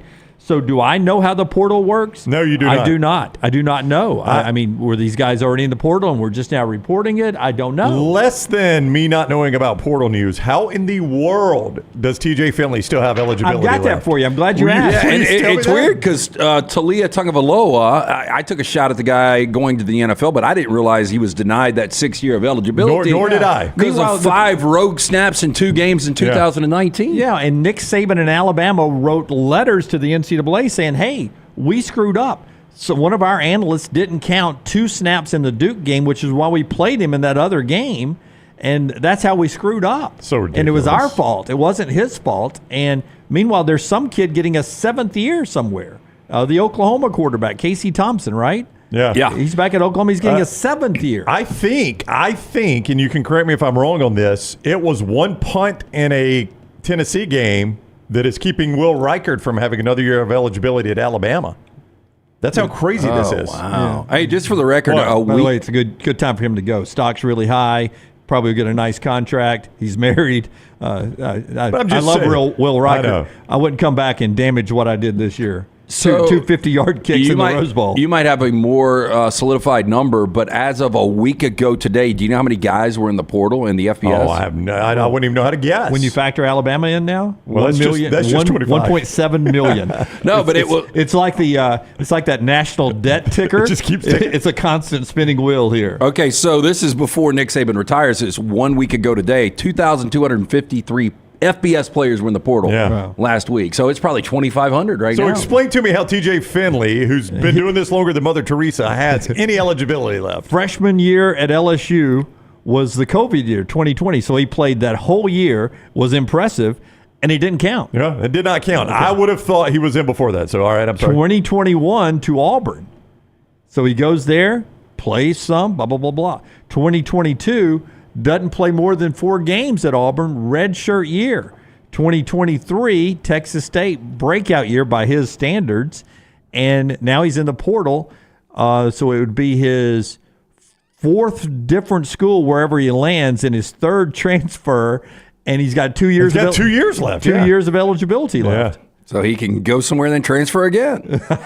I guess. Well, he can. I mean, my gosh, he's got to be a graduate. But not when the portal is closed unless you do, which apparently he has. I really don't know, Jim. 7-Eleven, the portal, man. Yeah, the show brought to you by... Always hope it is. Our show brought to you by our friend Dr. B. One thing I do know, LT's hair was trending towards bad, and now it is up. Yeah, look, if you have a friend that's starting to thin out, be a little preemptive. Tell your friend, hey, look, you need to go see our man, Dr. Beckenstein. I had a friend actually go see him last Thursday. Again, my first initial meeting was like almost 2 years ago, and since that meeting, my hair has more than doubled in thickness. I do the non-invasive treatment 30 minutes, 3 times a week on the couch. That is it.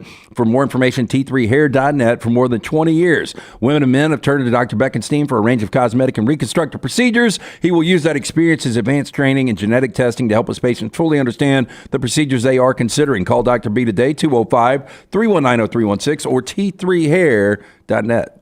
In the chat room, someone, it's moving so fast, I apologize. Someone says, just make a rule where here it is, Jay Price. Just make a rule all players have 4 years and that's it. I actually think it should be 5, but I think that should be the rule. There's no red shirt. You play all the snaps you want. You don't lose eligibility if you play in a 5th game. Everybody gets 5 years of eligibility. Again, I always marvel at where we draw lines in the law and in the NCAA rulebook. Why we at one point decided, 4 years seems about right, or they could redshirt and have 5 years. Why not just give them 5 years? Why does it matter? And listen, I'm not trying to benefit Alabama here. Talia Tungavaloa wasn't coming back to Alabama, but just because the analyst who was in charge of charting who's on the field packed up his little pad in the Duke game that year before the final 2 snaps when Talia went out there and didn't make a note of it, Talia Tungavaloa shouldn't be penalized. That's right. That was a clerical error by a school that's normally on top of crap like that. Yeah. And I would say, okay, let's do it this way. He gets a year, the extra year, the 6th year, but he can't go to Alabama. We'll penalize Alabama for screwing that up. He can go anywhere but Alabama. Yeah. I mean, penalize them that way. Yeah, I don't understand the NCAA doing that, and I don't understand why they don't just have 5 years. Give them 5 years. Everybody should have gotten an extra year for the COVID year. Every single player. I am all about that. That's right. Guys that play in the COVID year should have had 6 years. But just give everybody 5 years. Forget this redshirt thing. It's stupid. It's antiquated. Just give them 5 years. I'll go this far, Brownie. Let's go. I mean, we're paying them now. You can stay there until you retire. You play as long as you want because it'll weed itself out. Eventually, if I'm not good by my 5th or 6th year, they're going to bring somebody in younger or better. I don't know, but if you're just good enough. Give me a guy. What did you do for a living? Well, I retired from college football at 32. Yeah, but I mean, is that really going to change my enjoyment of the game? No. It'd be a far better gig than playing, trying to make it through the USFL or something like that. I'd much rather stay at an SEC school. Depending on how I'm getting paid.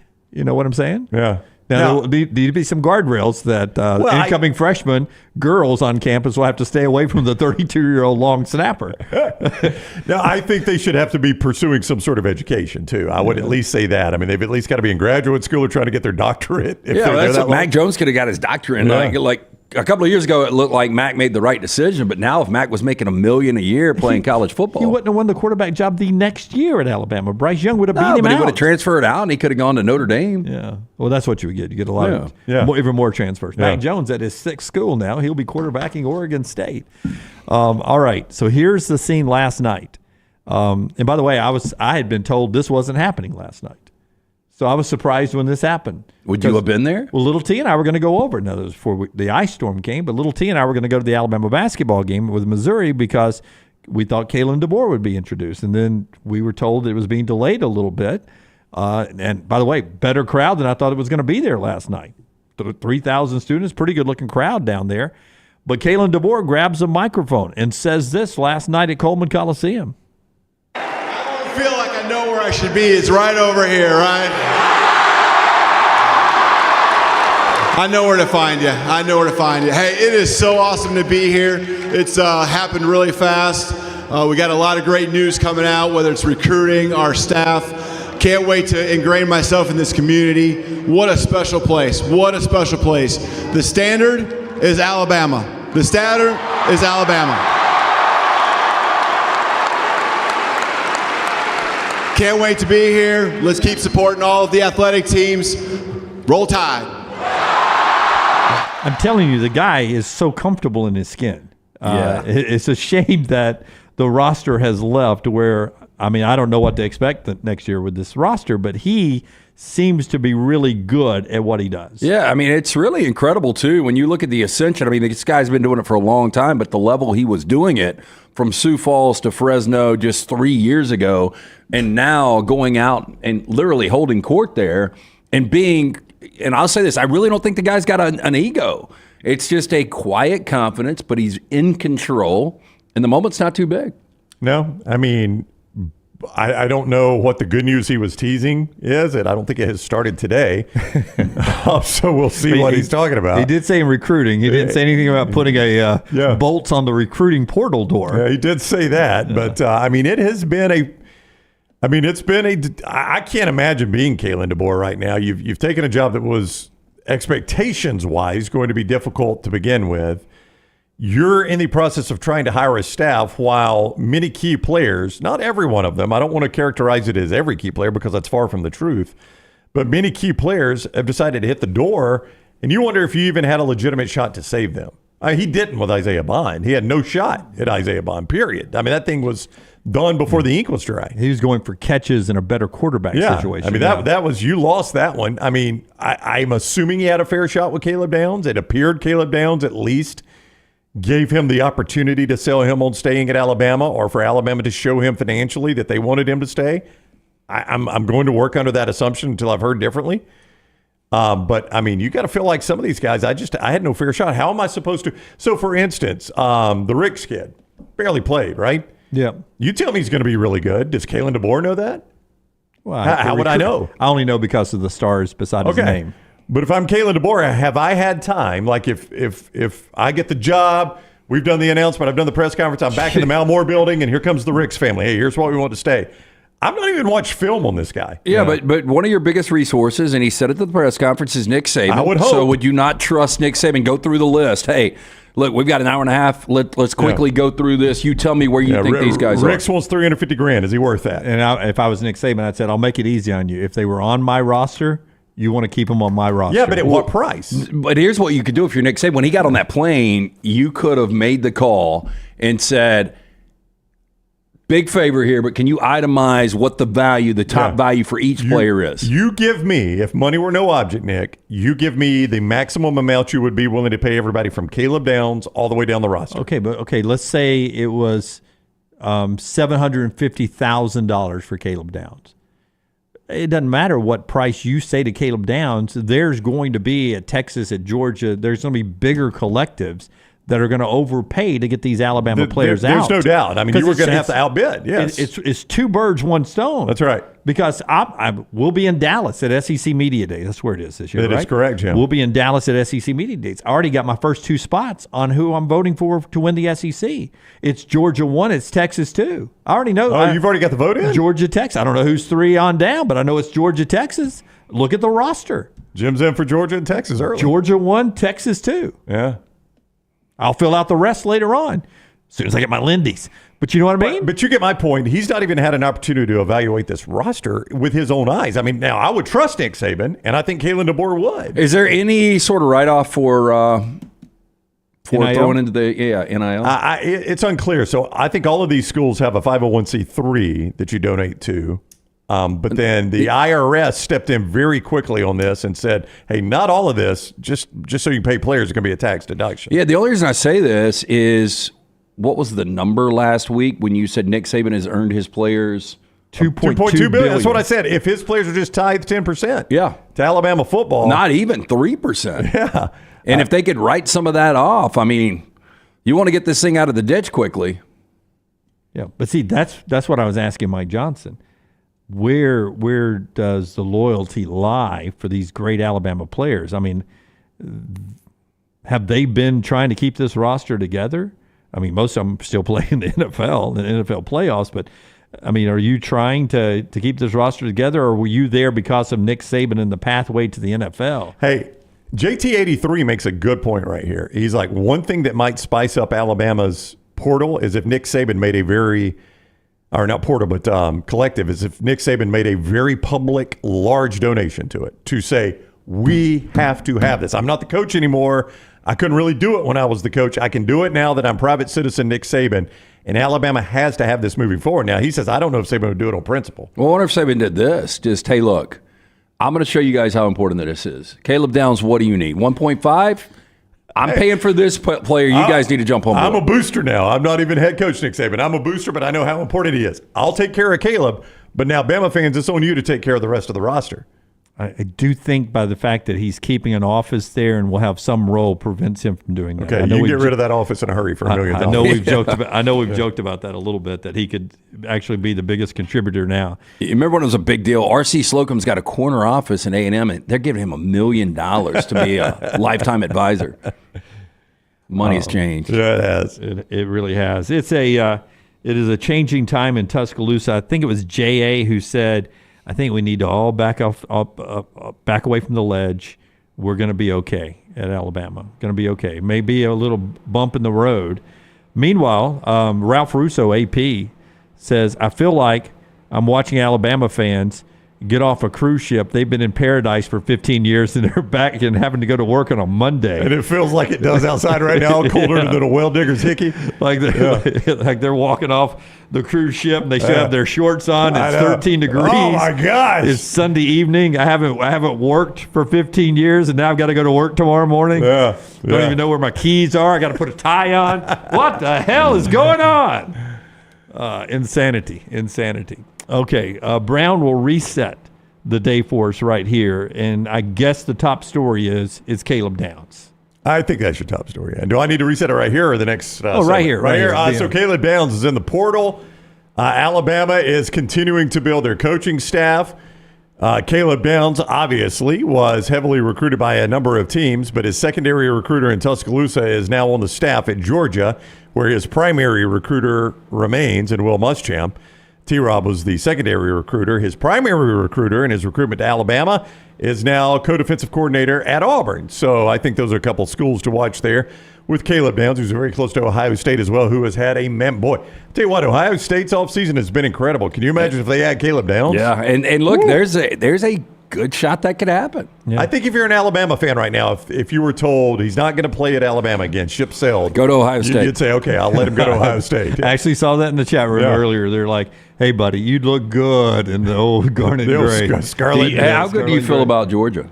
Caleb Downs. What? I said earlier, 96%. Oh, now you're at 96%? Will you go 4-1 stakes? I'll take Downs. If he comes back to Alabama, it's no bet. Oh, if he comes back to Alabama, I'm buying the staff stakes. But I'll go with your money since I'm up. Yeah, little T, cut that for us. I'll go 4-1. I'll just take a flyer. He's somewhere else, so you get 4 steaks. And you got 96%, so I get Georgia and you get someone else. Yeah, anywhere for 4 else. steaks. Yeah. Lance gets 4 steaks out of that. I will take that. Okay. Report are that NIL money at Ohio State has been upped this year after 3 losses to Michigan. Ohio State's going to get another one. Do you think Downs puts them over Georgia for preseason number 1 if they get Downs? No. Georgia's the number 1 program in America right now. They'll be number 2, though. Yeah, I think they're going to be number 2 anyway. Yeah, Guys, with or without Texas. Oh, I know, Jim. You've got them second in the SEC. I know how you feel about Sark. Let me know when he wins a big game. Kendrick Blackshear. He won something. He was in the college football playoffs. I would say a Big 12 championship. Yeah, but he beat Oak State, who got run off the field in South Alabama. I remember. Blackshear to Texas. We already knew Isaiah Bond to Texas. LT, you'll know this guy. Silas Bolden, Oregon State's best wide receiver, to Texas. Yeah, I mean, how many receivers do they have now? All of them. Yeah. All of them. One football. I'm just waiting. I mean, I'm not even sure Alabama. Who's going to have more players on the field, Western Kentucky or Alabama? Hey, will it be 11 on 10? All of a sudden, that rescheduled walk-on day in Tuscaloosa is extremely important. They're doing that today, right? Yeah. Those guys got a path to playing time. Chase P says Silas Bolden is killing it in my NCAA 14 Oregon State dynasty. By the way, word came out yesterday, July 12th. Yeah. EA Sports College Football. It's back, baby. It's back, baby. It's the only reason I have a PlayStation. Which one do I have, Tyler? 5? 5. The one I got for Christmas 2 Christmases ago. The only reason I got it was to play college football. I thought I was getting it last summer. I landmined it. It's this summer. So Congrats. here we go. Jay, the biggest loser in all this, Ohio State by adding McLaughlin from the portal. Yeah, Seth left town back when nobody was hopping on a bus. Now he'd be standing in line to get on the bus to make it to the airport. We're back in a moment right here on TNR. Follow Brownie on Twitter and Instagram at Ryan Brown Live. Remember the name Way to Wellness if you're battling weight loss in your life. I'm Jim Dunaway from The Next Round. There was a time I was over 216 pounds until Way to Wellness helped me lose 45 pounds, and now for over 2 years, they've helped me keep that weight off. Here's their website, aplanforme.com, aplanforme.com. That's a great name for a website because there's no cookie cutter plan. Everything is designed specifically for you. No contract, no sign-up fees, and your first consultation is free at Way to Wellness. Hey, there's nothing worse than waking up to a plumbing problem. Don't get caught in a flooded house. Call the guys at Hemp Hill Services. Adam, Chad, and the team at Hemp Hill are the only ones I trust to fix it and fix it right the first time. Hemp Hill Services does it right and always at a fair price. For all of your plumbing, cooling, and heating needs, trust the name that Birmingham has trusted since 1954. That is Hemp Hill Services. Call now, 205-229-2090. That's 205-229-2090. When it comes to great clothing, I love comfortable clothing that I can also wear to the golf course or anywhere I go. I get that from Roback. Ryan Brown here for The Next Round. Whether it is the softest hoodies you'll ever find, they're great quarter zips, the polos, the pants, the crew necks, you can get them all at Roback.com, and we're helping you save. Your first order at Roback.com can get a 20% discount when you use code TNR20. That is Roback.com, code TNR20 for 20% off your initial order at Roback.com. If renting is putting a dent in your bank account, here's your sign from the universe that it's time to buy a new home. And who better to help you through the ins and outs of home buying than our friends at Mortgage Right. With Mortgage Right, you don't have to worry about becoming a short notice mortgage expert because they do all the heavy lifting for you. They're trusted mortgage professionals, and they'll help you choose the right mortgage option and stand by your side every step of the way. Visit mortgageright.com/TNR to buy before renting runs you dry. That's mortgageright.com/TNR. NMLS 2239, Equal Housing Lender. Stop by the New York Butcher Shop and pick up the finest in certified Angus prime beef steaks and burgers, premium pork chops, ribs, and all-natural chicken cut to order just for you. Their chef-prepared entrees and side dishes are the perfect dinner-to-go choice for your family and are ready to heat at home. With a great selection of fine wines and desserts, the New York Butcher Shop is your one-stop dinner shop. 2 locations to serve you, Cahaba Heights and on Highway 119 in Greystone. The New York Butcher Shop, rare quality, well-done service.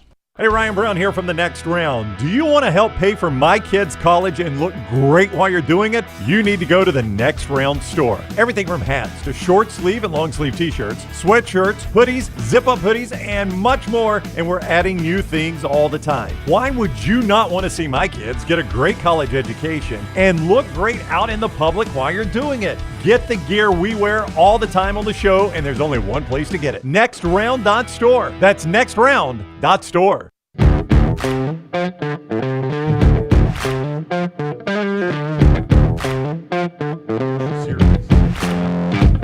Back with you on the next round.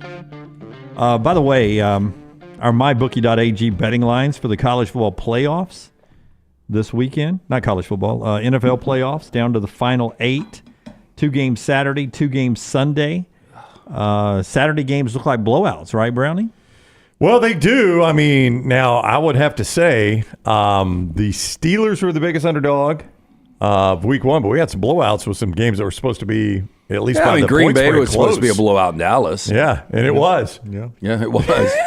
Houston wasn't supposed to beat Cleveland as bad as they did. But no. So right now you've got Baltimore 9.5-point favorite over Houston, San Francisco a 9.5-point favorite over Green Bay, about where Dallas was favored over them, by the way. Wow. By the way, both of those are up from 8 last time I checked. Detroit Football Lions rockstar 6.5-point favorite over James Dunaway's Tampa Bay Buccaneers. Where are we watching? I don't know. You want me to come over to your house and we'll let Maggie and Nancy take cord somewhere? It's going to be a little loud. He gets a little restless. We'll send the women and the kids somewhere else. According to the point spreads, the closest game, Buffalo playing host to Kansas City. The Bills are a 2.5-point favorite on Sunday at mybookie.ag, code next round. JT83 says, until the window closes, Bama will continue to take PR and perception hits along with losing key players. Hold on to your butts. Can I ask Lance a question? Do we need to do a commercial first? No, Okay, we're go good. right ahead. And listen, we've done the same thing, Lance. We've wrapped up a contract, and in contract negotiations, I wouldn't call it a shakedown. We've tried to get what we considered our fair market value from an employer. Well, just tell people there was at one point, I won't say what year, it'll come out in the documentary. Yes. But there was at one point we were an hour and 15 minutes, maybe an hour and a half into our final show. At WJOX, yes. And by the end of the show, had recommitted and re-signed. Yeah. So basically, we were in the portal. Yeah. So what's different about that? You described it to Mike Johnson as a shakedown. How do you? I'm just asking, and I'm being genuine here. I'm asking you, what is the difference to you and a player whose contract is up, a free agent in the NFL per se, whose contract is up, and he's trying to get the best deal for him possible, and what Isaiah Bond or Caleb Downs did? No, look, I think that's the problem. Is it's kind of a gray area. Like when we were out of contract, when we were in that negotiating window, then we were able to use some leverage. I think same in the NFL when these guys are their contract's up, when they're an unrestricted free agent, they're able to negotiate. But the problem is, when you get a guy, and let's just say it's Caleb Downs, and he comes in his freshman year, and we're going to give you $500,000 to come to Bama. I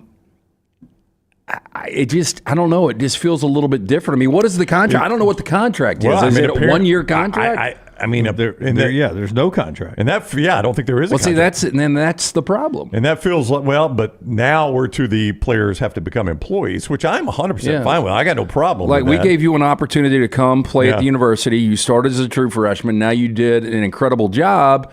And now you're going to leave us just to get more money? Yeah, so at least give us an opportunity to match. Your issue seems to be it's only a 1-year deal.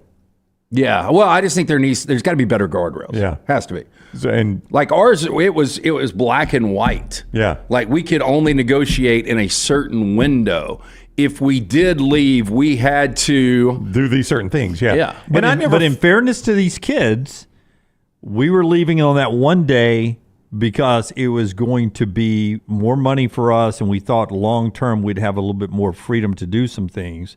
We ended up staying because we were staying with a named brand, and they came and matched the money. And there was a bit of a fear of the unknown too. Right. Yeah. And then eventually we decided to leave and do our own thing because we wanted to do our own thing. Well, we were always looking out for our best interest, which is, I assume, what Caleb Downs and every one of these players are doing. They're doing what's best for them. Alabama be damned. But a quick little tidbit, if Cumulus would have been loyal to us and would have offered us what we needed during the pandemic. That's true. We wouldn't have gone anywhere. We may not be here right now. Yeah. So Lance 100% right about that. So it cuts both ways, I guess.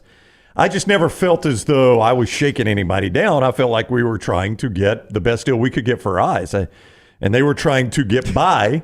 Right. Well, what is a shakedown, though? I mean, that's what a shakedown is. We're doing whatever we can do for us. No, but we were out of contract. Again, if they don't have contracts, I guess it's the same thing. But we had fulfilled our contract. But the sad thing is I really don't think a lot of this is players. Jim, I ain't no gold digger, but I ain't no guy who can sing every lyric to that song and still be on the show. I would say that they're doing the same thing that every business person in America does. They have an opportunity, a window here to maximize their value, and they're taking advantage of it. Does it suck? If you're an Alabama fan, yes. Does it suck for what Nick Saban built there to see it go away this quick? Absolutely. Does it suck that they are like that it appears that they only came there to play for Nick Saban and try to make it to the NFL? It does. Like there's no loyalty to Alabama. But we can't have 2,500 players each and every year in the portal. But I think the solution to this, honest to goodness, I've looked at this and I've read people's opinions. Nick Saban, I think, said he's got a solution, but it's not going to be a popular one. I don't know that he shared it yet. I think he said that with Reese, if I'm not mistaken. I haven't watched that entire interview. He said that I don't have the answer, but I'm going to so he's going to research it. Research it. I'm going to talk to people, and I'm going to figure it out. I think the answer is these players become employees, and then you can be under a contract. And it's going to be the TV. It's going to be the TV money that is paying for it, not the great boosters out there. And if you think we're already on the way to separation, you let players become employees, and we separate in a hurry because then we don't need the NCAA. That's all over with. And then, Lance, if I'm a 3-star, I might only get a 1-year deal. And you know what? If I come in and I ball out, now I'm a free agent. I've got it. But if I'm Caleb Downs, I'm probably getting a 4-year deal out of this. Well, I think Trey Amos, by the way, came from Louisiana,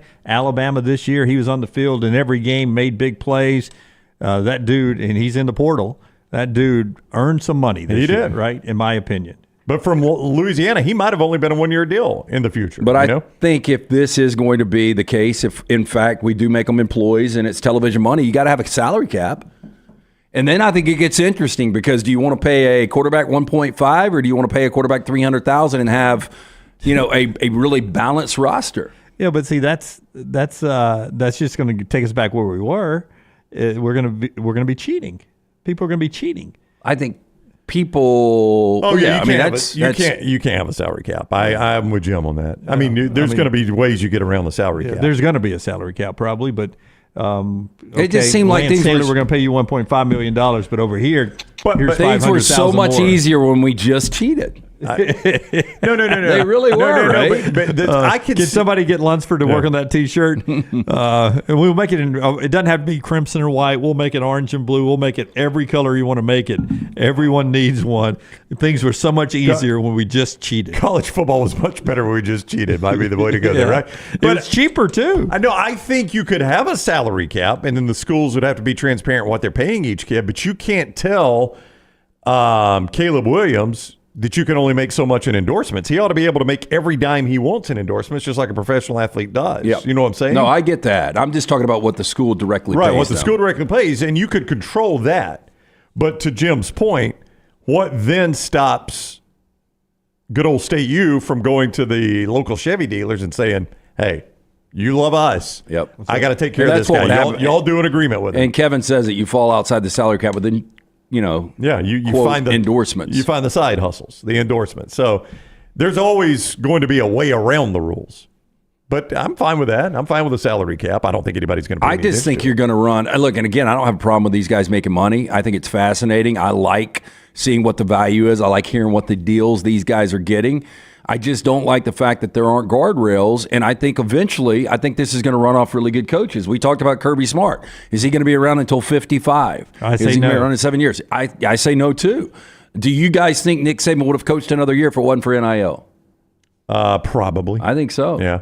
Yeah. You guys are talking about the Amazon deal. If it's the one I saw last night, they are bailing out Diamond Sports, so that's where you'll get your regional sports networks, including the Braves baseball. Yeah, Bally's. I didn't realize they were in that much financial trouble. Bally's was in a mess, but it's good news for you is you can stream Braves now, or whoever your team is, I guess, on Amazon. So I guess that would be out of market too. So like if I'm a Diamondbacks fan in Birmingham, I can just stream it on Amazon. I don't have to get extra innings. I don't know, but I've got Amazon.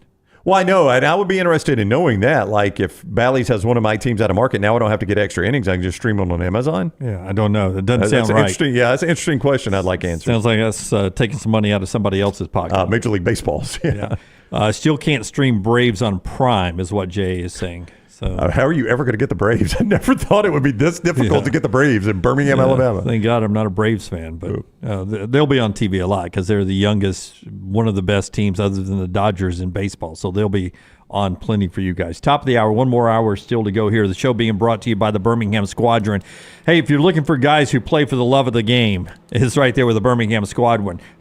Taking on the Wolves this weekend, the Iowa Wolves, Thursday night, 7 o'clock.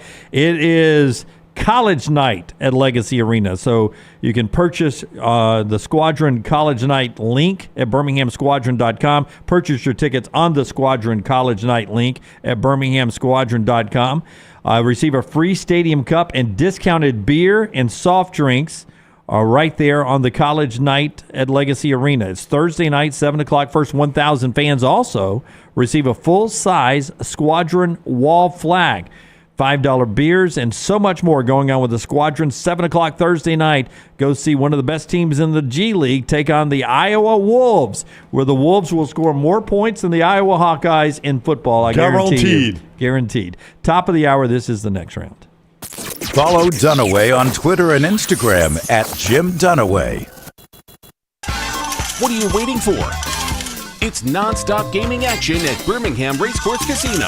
Come play more than 900 of the latest and greatest games around, featuring fun bonuses and big jackpots.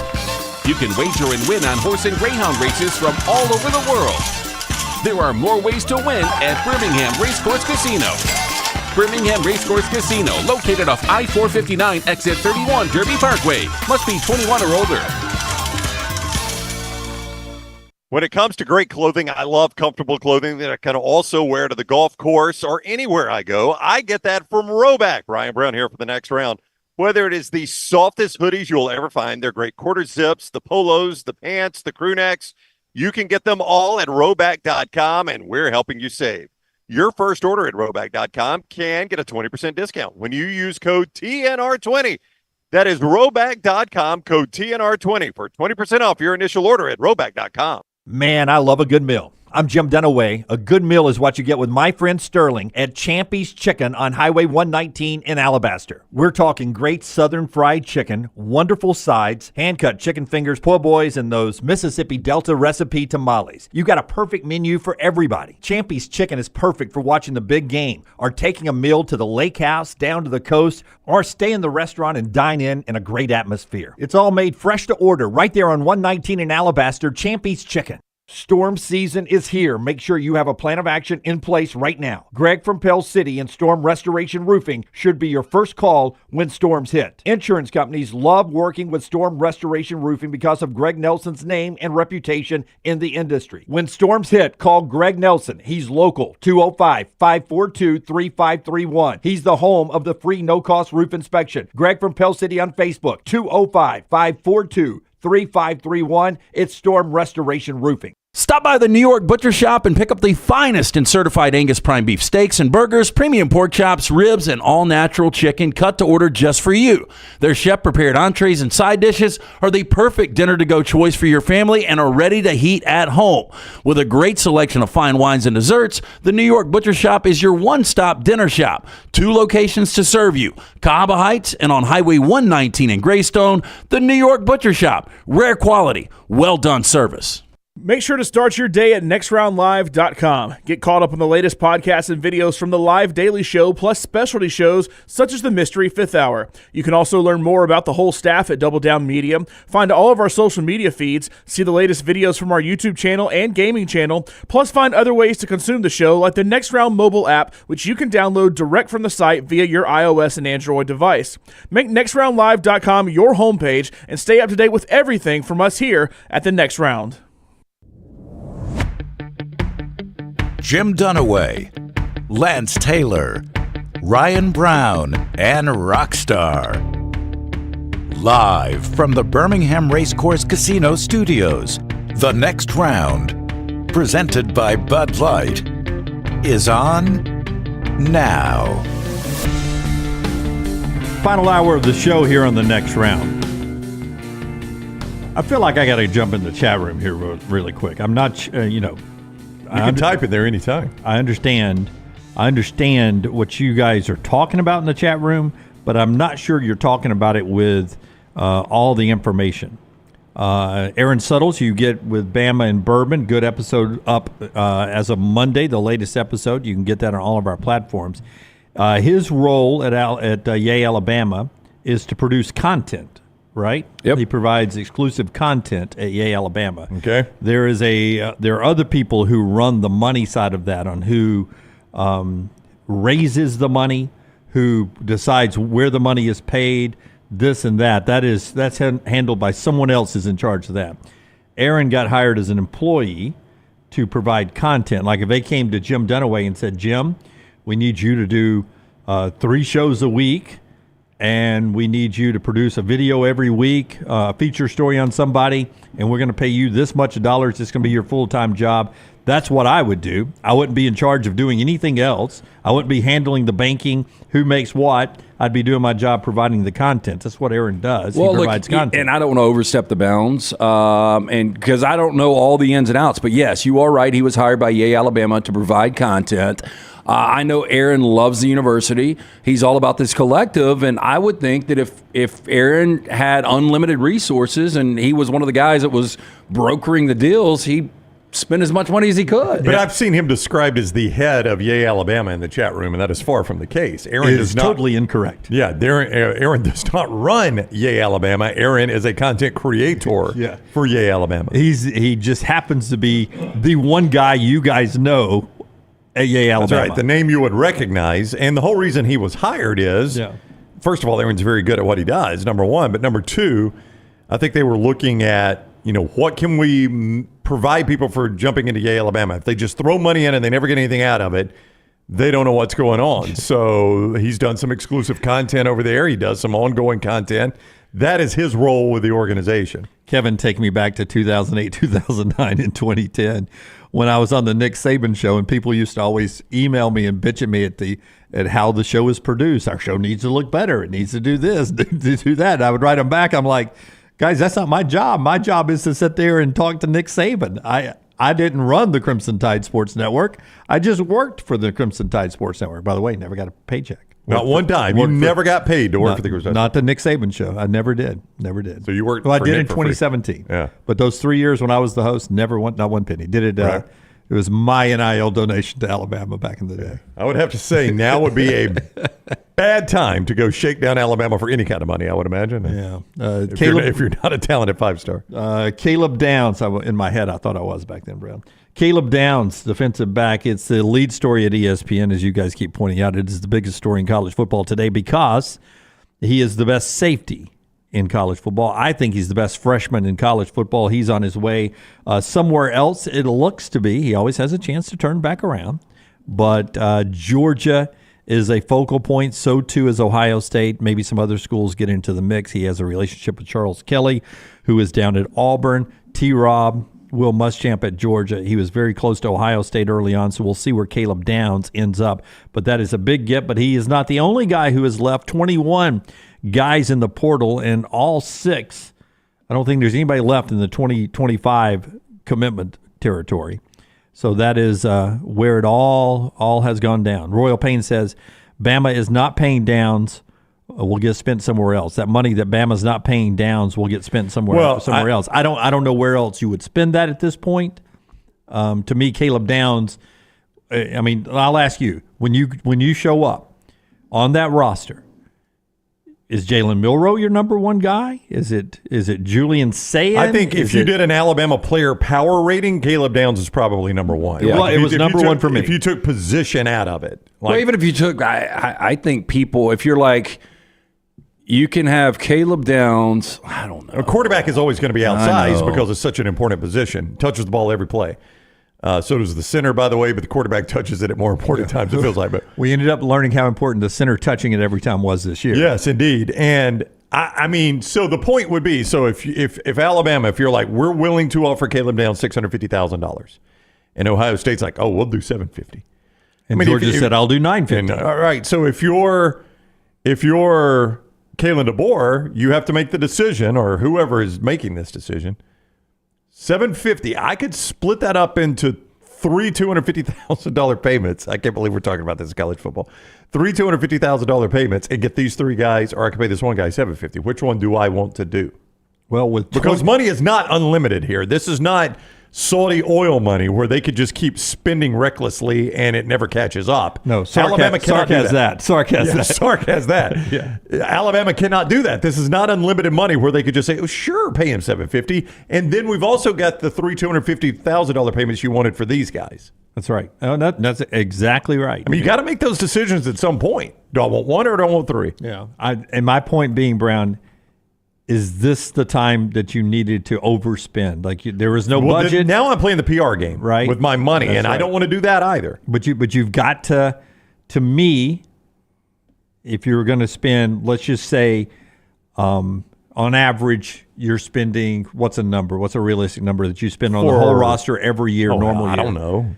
Let's say 10. We'll just use $10 million. All right. It seems like if 18 or 20 million is what's got to be spent this year to get Kalen DeBoer off to a good start, to where it looks like Alabama hasn't fallen off, it seems like this is the time that everyone needed to be like, okay, if you put X amount into the collective, we need you to double that this year because we need to get this guy off to a good start.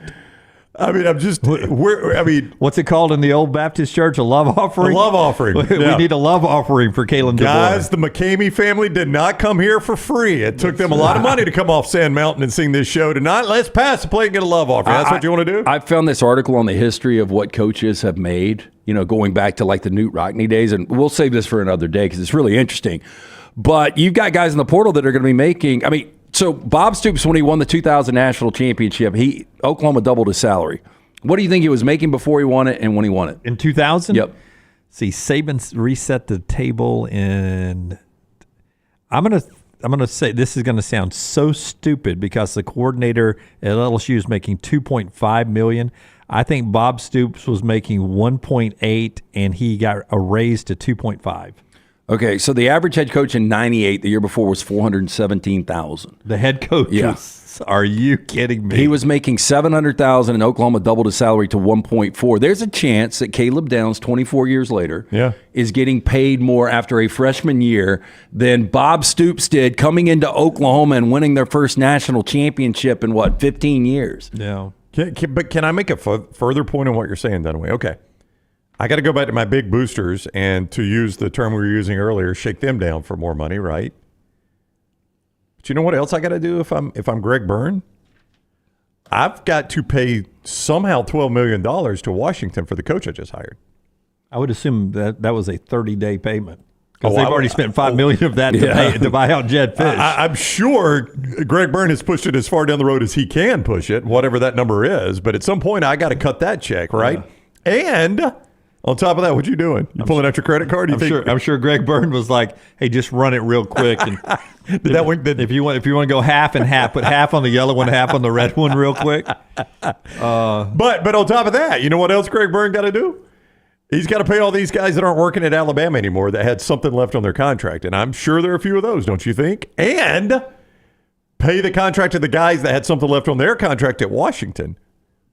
And they're not getting – so a lot of times when that happens, Jim, it's mitigated by the fact that somebody came and got your coach and they're paying the buyout from your coach to you. That's not what happened this time. This time a coach retired. Now, that coach has made far more money for your athletic program than anybody could ever fathom. So you're paying that buyout out of money that coach made for you. So you're not going to complain. But I'm just saying those are the real economics of the deal that Greg Byrne's having to do right now. Oh, and by the way, when Greg Byrne talks to Nate Oates, what do you think Nate Oates brings up? NIL. And what else does Nate Oates want other than a good NIL? A raise. Okay, he just got one of those. I'm going to want another one. Arena is the answer, Jim. I think it is obvious, but clearly not. That new arena getting pushed further down the road. Exactly. Buddy. And how do you think Nate Oates feels about that? He doesn't like it. Is he a pretty successful coach? He is. Will there be job openings that are attractive to Nate Oates? Yeah. And if he doesn't get that arena, he's probably going to take one of them. What do you think? I mean, I think Alabama made a huge commitment to him, and he made a big commitment to Alabama. Don't get me wrong. Guys, I apologize. I didn't say new arena fast enough. I apologize. I wasn't really listening. I was looking to what I have to do next. What do you have to do next? It was more I important got it than what I ready, was by saying. the way. What was I was just talking. What's more? You tell me what we're about to do that's more important Four than downs. me talking. No, Brownie needs to tell us about our friends at A+. That is more important. Yes, thank you, you. Jim. They redid my bathroom. That's how important it is. I let them have my master bathroom. When you go to resell your house, you're going to make your money back on a couple things. The master bath, the kitchen, and the master bedroom closet. Those are three of the most important things in your house. Now, you're going to enjoy them while you have them. That's why it's a good investment. But you're also going to make it back when you sell your house. And my man, Brad Bell, A+ Tile Home Remodeling, is who redid the master bath in my house. It just so happens his specialties are master bath, kitchen, and master bedroom closet. Now, that's not to say it's all he does, but those are certainly his specialties. So you need to reach out to my man, Brad Bell, A+ Tile Home Remodeling. If you're ever thinking about redoing your bathroom, your master bedroom closet, or your kitchen, you call Brad Bell, 205-422-1758. 205-422-1758 for Brad Bell, A+ Tile Home Remodeling. His crews are tremendous. They did great work at my house. And I am telling you, we did not just willy-nilly pick Brad Bell. My wife, she scoured the internet, reading reviews, talking to contractors, people who use certain contractors. And I'm glad Brad was the guy she picked because he did amazing work. I am recommending him to you in this new year. 205-422-1758. That's 205-422-1758. Usually, Brown, when you catch me, I don't have a quick answer. You go, that's right, Jim. It's a new arena. That's the correct answer. Yeah. You bail me out a little bit there. I'm sorry, Jim. I apologize. I didn't cover for you not paying attention. Bobby with a really funny tweet over there. He says Nate Oates is so mad about not getting the new arena. He's taking it out on Missouri players.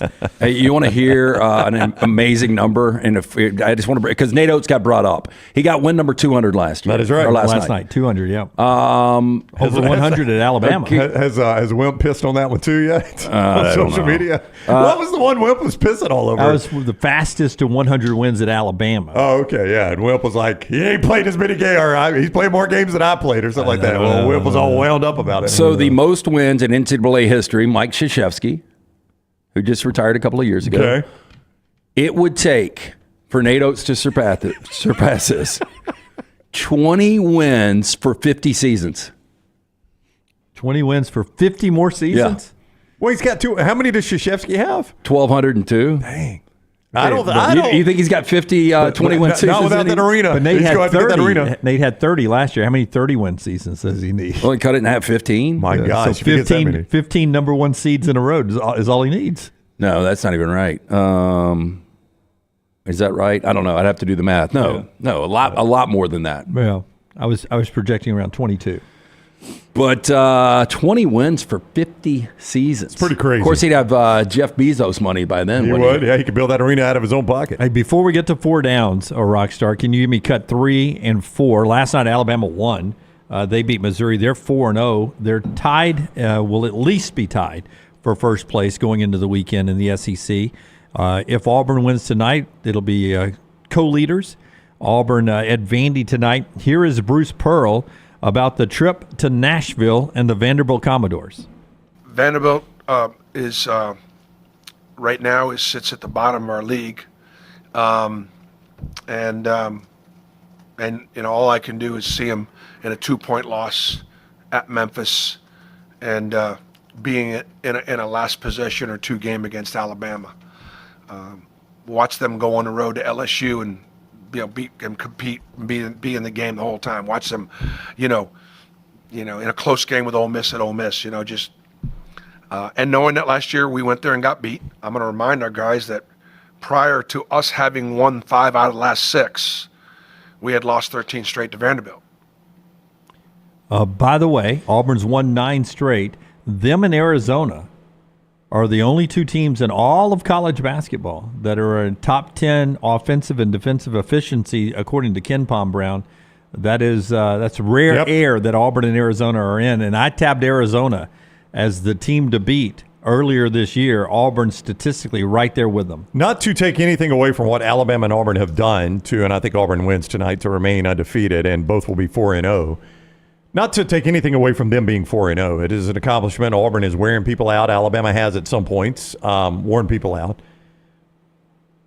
But it feels a little bit like they're still in the pre-conference schedule until this next week when Auburn plays hosting Ole Miss and at Alabama. Alabama's at Tennessee and hosting Auburn. That's right. These next two games. These next two games, I feel like we're going to learn a lot about these two teams. And I think they're very good. I think Auburn is really, really good.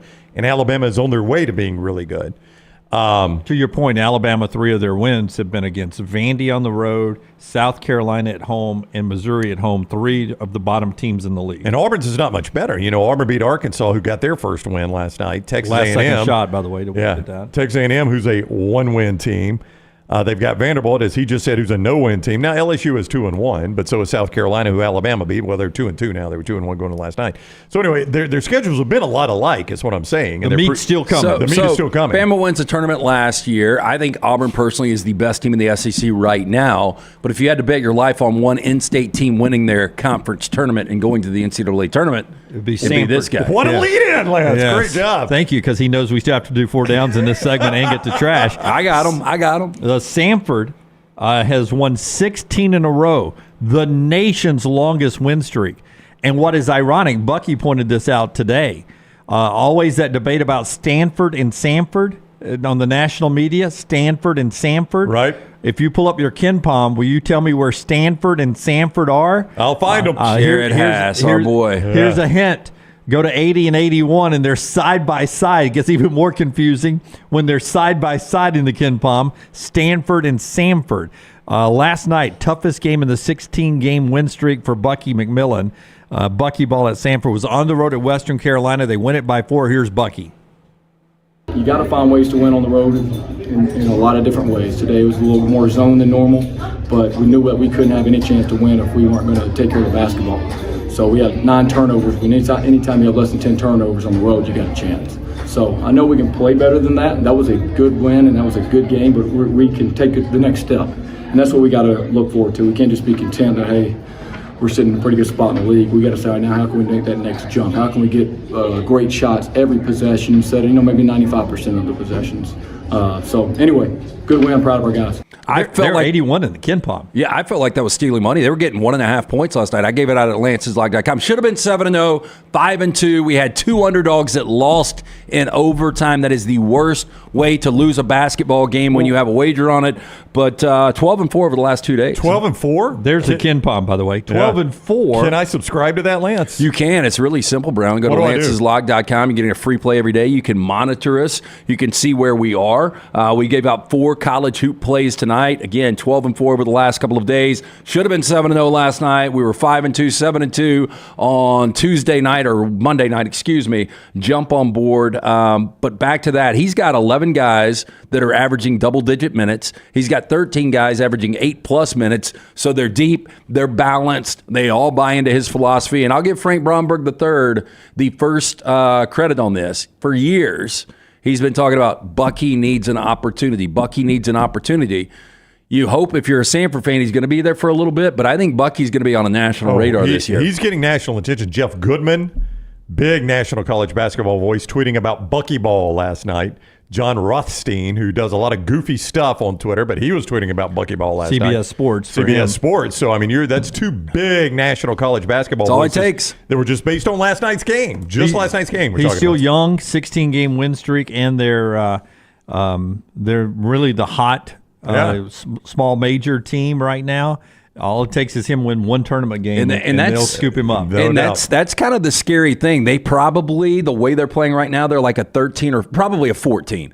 But a 14-3, we see it all the time. And you win one of those games, that parlays into a big-time job. Our friends at Slice brings us this 4 downs every day. Trash in the next segment, and we'll wrap it up with an update on the incoming and outgoing players in Tuscaloosa. Tell us about Slice. 4 great locations, soon to be that 5th in Homewood. Get in and see the Bajaya Brothers.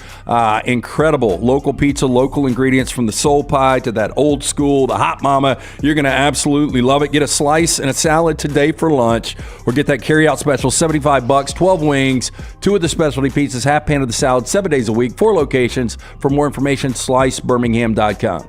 First down. There are so many celebrity birthdays. I really think this is the most, or the biggest names. It goes the deepest on January 17th for whatever. And I do this every single day. So we might have to go 5. But here we go. Kid Rock is 54 today. Jake Paul is 28. Jake Paul was number 1 on the celebrity birthday meter on the Q meter today. Who ultimately has a better career, Kid Rock or Jake Paul? I think I'm going to go Jake Paul on this one. There was somebody sitting with Dave Portnoy at the Bama-Michigan game, and then I saw him on the field, and people were swearing to me it was Kid Rock. I don't know if they ever showed him on TV. I didn't think it was him on the field at the Rose Bowl, but in the booth, looking at him on the side, it looked like him in the side. But I ran into him on the field, and I didn't think it was him. But when you looked at him straight on, it did not look like him. Profile, it looked like him. Yeah, Kid Rock has a good career. I think Jake Paul will have a better career. I will go with Jake Paul, too, because the world has changed. Yeah, this is tough. I mean, Jake Paul is probably going to transition into something, MMA, something after that. I'll lean Jake Paul, but close. Second down. James Earl Jones, 94 years old today. Best voice ever, best speaking voice Betty ever. White would have been 102. Better career, James Earl Jones or Betty White? Yeah, Betty White became beloved late in her career. James Earl Jones had the more accomplished career. Betty was kind of a mascot. James Earl Jones, excellent actor. But yes. Excellent actor. But it was more for James Earl Jones really about the voiceover. I mean, being Darth Vader. Yeah. Moonlight Graham. Exactly. CNN. Betty White she was an accomplished actress way back before any of us were born. So what do you she think? was also responsible for that big-ass crocodile in Lake Placid. She kept feeding it. What do you think her biggest, her most known role is? Golden Girls, yeah. and that's the thing. Give me James Earl Jones' most known role. It's probably Darth Vader, even though it was a voice. We don't have time, but go back and look at Betty White's movies. There were some movies before. Were they talkies? I was going to say, was she doing silent? Yeah. Third down. But I would go Mufasa, yes. Steve Harvey, 68 today. Dwayne Wade, 43. Ultimately, better career, Steve Harvey or Dwayne Wade? Dwayne Wade. They're about to build a statue for him in Miami. I think I'd go Steve Harvey. I think I might go Steve Harvey, too. Nope. Original king of comedy. Family Feud. Family Feud. Got a nationally syndicated radio show. He does. Yeah. Fantastic. Dwayne Wade. And he's a big producer on stuff, too. Yeah, I would go Steve Harvey. I would go Steve Harvey. Dwayne Wade, not even close. I'll go Fourth down. I'll lock in not even close, Dwayne Wade. They're about to build a freaking statue. Steve Harvey. You don't think Harvey's got a statue somewhere? Yeah, probably in his backyard, spitting water out at a fountain. Jim Carrey, 63 today. Ultimately, better career, Jim Carrey or Jim Morrison? I think Jim. I hated the Doors. What? Jim Morrison is more iconic. Yeah, Jim Carrey has a better career. But he was cut so short, right? How old was he? 27? 27 Club. 27 Club. And I never liked the Doors, and I like Jim Carrey, so I'm gonna go Jim Carrey. Give me one Doors song. Something about burning. The burning. Something about burning. Okay, special fifth down. This is the tough question. You can't give me a Doors song, and you said you never liked them. Well, I don't listen to them. I can't name any of them. Okay. There's Roadhouse Blues, L.A. Woman. L.A. Woman's probably my favorite of all of them. Give me another. She's a woman from L.A. She's Give me an the woman. one I'm talking about. Burning. The fire. Burning? No, Light My Fire. Light my Come fire. on, baby, light my fire. Yeah. Come on. Oh, I hate that. Bite My Wire. Isn't that what he said on the what show was it? And they got so pissed. Okay, he liked to get naked. Jim Sullivan liked to Club. get naked. Oh, really? Sullivan Show. Yeah. Was it the Ed Sullivan? Yeah. Yeah, you can't cuss. All right. Come on, baby. Bite my wire. Yeah. What was he talking about? Well, he wasn't supposed to say "light my fire" because they thought it would get all the teenage girls into a frenzy, whip them up. Yeah. Until he did that, and then he did "Bite My Wire." And It a was bunch a of song about electricians. Okay. Yeah. So here we go. Fifth down. Muhammad Ali would have been 82. Well, you're going to have to go heavy here. Ben Franklin would have been 318 years Ben old. Franklin, it's not even close. Electricity are the greatest fighter of all time. The greatest of all time. I see people wear Muhammad Ali T-shirts all the time. I don't see any Ben Franklin T-shirts. Somebody was What do going you have in your wallet They're right in now? my wallet. Okay. What do you have in your wallet right now? I might Franklin's have. your wallet. I don't know if I've got Ben I Franklin. got a Benji. Humble brag. Are they a Hyundai? That's $100. Yes. I don't even have to look. I'm probably with Alexander Man Hamilton. invented bifocals All I see is a Scripted A. Scripted A and a condom in Dunaway's wallet. with dust on it. Yeah. Both of them have holes in it now. He was all right. So he's most known. Ben Franklin is most known for not. He didn't invent electricity. I would like to point that out. He flew a kite. He discovered. He harnessed it for the first time. Somebody was eventually going to do that. Somebody's going to eventually do the car. Somebody's eventually going to invent a phone. Yeah, but that's what. Not everybody was going to be Muhammad Ali. Not everybody's going to be Ben Franklin. I would go. Yeah, but somebody would have eventually done everything he did. No, eventually. Somebody was Some going fighter to be was the going to greatest eventually be fighter of all dominant. time. Some fighter was eventually going to be dominant. It's all ordained by God, Brown. So, I mean, somebody was going to discover electricity and somebody was going to be the greatest fighter. But is Muhammad Ali even considered like technically the best fighter of all time, or is it just the whole package? I mean, there are people that would argue against that. Yeah, I think most people, though, even boxing enthusiasts, some of the guys that have covered it, the Burt Sugars back in the day, I think they would have said Muhammad Ali. But it's the whole package, It too. is, I mean, that's part of it. But I think He was being the he was a heavyweight, showman. having that charisma, the ratings he was able to pull in, Muhammad Ali was the complete package. All right, trash when we come back. Show brought to you by our friends at Hemp Hill. Tell us about Hemp Hill LT as we head to break. $69 tune-up right now. Again, I had to call the guys at Hemp Hill. I don't know if you guys would, what does it seem like, 3.5, the over-under every year I'm calling Hemp Hill? Yeah. It seems like a quarter. Every quarter I'm calling these guys. Do you have to claim them on your taxes? I need to. 205-229-2090, hemphillservices.com. Hard to stop a train. Call Adam, Chad, Andrew, the guys there. Tell them the next round sent you. For more information, hemphillservices.com. Subscribe and set alerts at Disrupt the Media on YouTube. There's only one Champy's world famous fried chicken. Poor boy's tenders, full fried chicken plates, and a little bit of the Mississippi Delta with chicken on a stick and hot tamales. On your way to or from the big game on Highway 119 in Alabaster, stop by Champy's Chicken. It's the O'Reilly Auto Parts World of Wheels, February 2nd through 4th at the BJCC. See classic cars and hot rods, custom trucks and motorcycles. Friday, meet WWE legend Mick Foley. Saturday, meet Dave Kindig from Kindig Designs. And Sunday, meet Jerry Mathers, the Bee from Leave It to Beaver. Kids, see movie cars, meet your favorite costume characters, and race Hot Wheels on the free Hot Wheels drag track. Don't miss the Super Show with one-of-a-kind vehicles from across the country. Get your discount tickets today at O'Reilly Auto Parts stores. Get details at worldofwheels.net. When it comes to great clothing, I love comfortable clothing that I can also wear to the golf course or anywhere I go. I get that from Roback. Ryan Brown here for the next round. Whether it is the softest hoodies you'll ever find, they're great quarter zips, the polos, the pants, the crew necks, you can get them all at Roback.com, and we're helping you save. Your first order at Roback.com can get a 20% discount when you use code TNR20. That is Roback.com, code TNR20 for 20% off your initial order at Roback.com. There are so many things I love about walk-ons. Authentic, mouth-watering Louisiana cuisine prepared fresh daily from scratch. A great beer selection and TVs everywhere to watch the big game every day of the week. And of course, they've got two great locations on Highway 280 and 119 and at Hoover near the Hoover Met. Walk-ons is also a great place for happy hour, 2 to 6 Monday through Friday with $5 moonshine swirls, $5 house pours, and half-price appetizers. And it's an easy take-home experience for the family as well. Highway 280 and Hoover with walk-ons. Hey, Lance Taylor from the next round to tell you about our friends at Gutter Cap. Gutter Cap's that patented aluminum cover system that fits over most existing gutters to keep out debris and eliminate that gutter cleaning. It's backed with a lifetime warranty, almost 20-year service record right here in Birmingham. Stay off that dangerous ladder forever. 45% off the retail price now if you call guttercapbirmingham.com. Call my good friend Chris Stewart now, 205-823-2212. Cap it, don't snap it. It's Gutter Cap. For more than 40 years, Red Wing Shoes has been helping the hardworking people of Alabama. This is why Red Wing Shoes has created the 3-step comfort solution. Step 1, a certified fit specialist will use a 3D scan to electronically measure your feet and arches. Step 2, the fit specialist helps you get the appropriate footwear for your occupation. Step 3, customize your boot or shoe with a Red Wing orthotic. Whether you have a high arch or flat feet, Red Wing has comfort solutions for you. So experience comfort at its best. Visit one of the Red Wing shoe stores located in Pelham or Trussville. Want more of the show? Download the app or visit nextroundlive.com for the latest podcast, The Mystery Fifth Hour, our Not For All Ages podcast, The Last Call, and the entire Double Down Media podcast family. All at nextroundlive.com and on the Next Round app.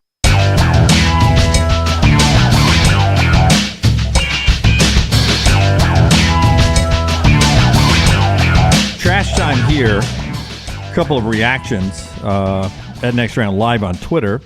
On Caleb Downs, Alexis says, let him go. Alabama doesn't need players that are not dedicated to the team. And speaking of Caleb Downs, that's been Alabama's problem the past few years. We get players that are there just to make bank.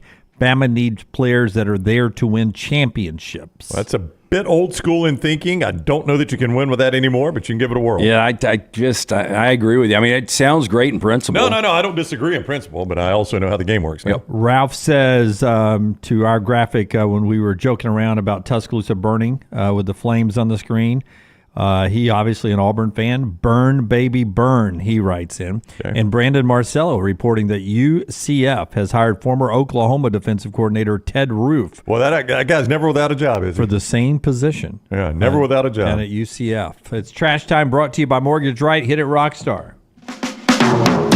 Congratulations, The Cure Rock and Roll Hall of Fame inductees 2019. Are you as excited as I am? By the sounds of it, no. LT's Trash is presented by Mortgage Right. Mortgages done the right way. Are you a veteran looking for a VA loan? Mortgage Right has been advocating for veterans since their company began. As a veteran-owned, operated company committed to your well-being, they can help you find the best terms available, guide you through every single step of the process. Visit the locations, Highway 280. Right there in Birmingham, you can apply. MortgageRight.com/TNR. Call 205-815-9200. NMLS 2239, Equal Housing Lender. Can I interrupt you real quick? Gino in the chat room says Dunaway's tripping. Ronald McDonald has a statue. Steve Harvey all day. Yeah. I like it. That's where Dunaway drew the line. Shawnee Big Boy had one, right? I mean, how many NBA statues. championships did Wade win? 3 or 4. He won one without and then 2 with, so 3. Yeah. But Ronald McDonald. He single-handedly won the one in 2006. that's exactly right. The greatest player in Heat history. Still, Steve Harvey, if you go back and watch it, is my favorite comedy special, and depending upon the edible that night, I will throw in the original Kings of Comedy, and I cry the entire time. And he's the one that is the host and does his bit, but he is so good. No, I like Steve Harvey, but he's not better than what Dwayne Wade was in basketball. I found this story this morning, and it's fascinating. Look, the circumstances behind it are terrible, but you guys just bear with me. Okay. So a man accused of faking his death and fleeing the U.S. to avoid rape charges in Utah denied at a court appearance Tuesday that he is a suspect and in an apparent British accent called the allegations that he wasn't giving his true name, quote, complete hearsay. Nicholas Rossi, whose legal name is Nicholas Alverdian, is charged with the rape of a 21-year-old woman in Utah in 2008. He wasn't identified as a suspect until about a decade later due to a backlog of DNA test kits at a Utah State crime lab. Rossi, 36, was extradited from Scotland earlier this month. He identified himself Tuesday as Arthur Knight Brown and gave a birth date in British English, listing the day first followed by the month and year. That is different from Rossi's, according to KSTU. Now, he appeared from jail via video wearing an oxygen mask and did not enter a plea at the initial court appearance. He was difficult to understand at times and had to lift the mask up to be heard. Rossi told the judge, "Objection, my lady, this is complete hearsay." Heresy. The judge said a lawyer would be appointed for Rossi. He said he has one, but the attorney did not receive notice of Tuesday's hearing. Now, Rossi, who grew up in foster homes in Rhode Island, made a name for himself there as a vocal critic of the state's Department of Children, Youth, and Families. 4 years ago, he told media in Rhode Island that he had a late-stage non-Hodgkin lymphoma and had weeks to live. An obituary published online claimed he died February 29th, 2020. He's used at least 10 different aliases over the years. Authorities said his run from the law ended when he was arrested in December of 2021 after being recognized by someone at a Glasgow, Scotland hospital while being treated for COVID. He insisted he was an Irish orphan named Arthur Knight and had never set foot on American soil. He says he was framed by authorities who took his fingerprints while he was in a coma so they could connect him to Rossi. He has repeatedly appeared in court using a wheelchair, oxygen mask, and speaking with an apparent British accent. I mean, he's got a plan. I'll give him that. He's not just like randomly running from the law. No.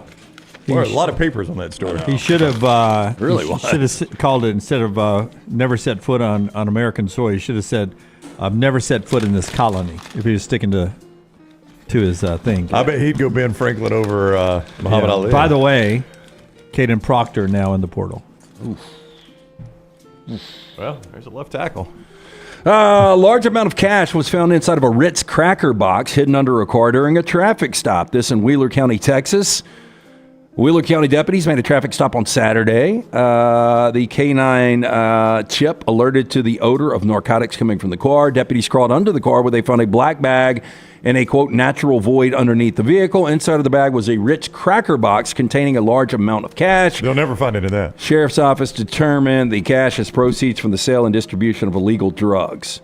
2 people were arrested and cocaine was found in one's possession. So, Rockstar, your theory here, the Ritz cracker box was going to block the smell of the cocaine? Why? Well, I just think that was holding for the money. Yeah, I don't you know gotta how have you something fit to carry all the that money. money in that box either. That's a lot of money. That is a lot of money to go For in a one small Ritz cracker box. box. And it was Family under size, the though. car. You Yeah. hit a bad bump. Going. Yeah. Now, if you find that, let's go back to it. If you find that Ritz cracker box with that money in it, what are you doing? Again, I've made the point on this before. If I find a large sum of money just randomly out, I leave it alone and disappear. You don't take it. You do not take it. I think I've fanned through that after watching No Country for Old Men. Nope. I make sure there is no tracking device. Nope. And, you don't know who's sitting and watching. Somebody's I'm just sitting 88 and watching. out the gate. Somebody's waiting for darkness to fall so they can swoop by and pick it up, and now you've taken it, and now the cartel's on your tail. Nope. It ain't worth it. Leave the money. I'm with Brown. I would always leave it 100%. I wouldn't even turn it in. I'm not even sure I'll call the cops. I might do a Fargo. By the way, I haven't seen the season finale last night. I went on a binge yesterday. I watched an entire season, not episodes. I watched the entire season yesterday, 8 episodes of The Night Of. I watched both episodes of Death and Other Details. White Lotus feel to it. And I watched True Detectives, first episode. And you sent us a text and said, I'm out. I am out. Too freaky for me. It's so good. When I'm It's starting to gonna be follow really a good. dead guy, I'm out. Have any of y'all seen The Night Of? What's that about? Okay, so number 13 told me, we were talking, and it was spawned off of True Detective. Number 12 or 13? He's number 13, right? Or he's number 12? He's 12. Okay, Yeah. number 12. I said the best season of television was the first season of True Detective. He's like, I disagree. I think it's The Night Of. And I remember John Turturro, Riz Ahmed. I remember the show coming out in 2016, but I never gave it a shot. And based on his recommendation, I started it after the show yesterday, and I finished up about 11 o'clock last night, but I watched all 8 episodes. It is fantastic. Now, you guys aren't going to like it because it is dark. Yeah, I think I'll pass. But it is really good. So I give 12 a lot of credit. It would be in the top 10, probably top 5 of all-time seasons. It was that good. New study has been published which suggests how many times a month men should masturbate in order to cut their risk of prostate cancer. So it's healthy? Honey, I'm going to go be healthy. Yeah. Despite the rise of No Nut November and other viral phenomena, What? which sees people choose to abstain for months at a remember time, experts claim it's a good idea to enjoy, quote, intimate time regularly to prevent ill health. So you don't just have to jerk off, right? I mean, you can... Yeah, any Yeah, it's intimate just- time. You need a release. That PSI level gets a little too high. Now, here's the thing, though. You seem very versed in this, right? The big question is... I mean, you're like you're a specialist. I mean, Rockstar has not participated in any part of the show more than this story right here. Y'all talking about statues and trophies. Now, here it is, though. But how many times is the question? Well, according to new research in the IFL Science, masturbating at least 21 times a month is recommended to cut down on the risk of prostate cancer. Now, according to the research... Done by the 14th. I'm out. That's what I read. Rockstar. Research published in the European Urology suggests that doing it so could reduce the risk by up to a third. According to the research, it could have a similar health boost as running and healthy eating. So now all you got to do is jerk off and sit in a hot tub. And it's basically like you run a marathon a day, right? I'm staying healthy. Those showers don't wash themselves, LT. You guys always are laughing at my 20-minute showers. Find that regularly masturbating removes toxins from the body. It's not the only study in expert opinion that supports the benefits of regular masturbation among men. I mean, can you imagine the panel they selected for this study? No. I bet they all were wearing glasses.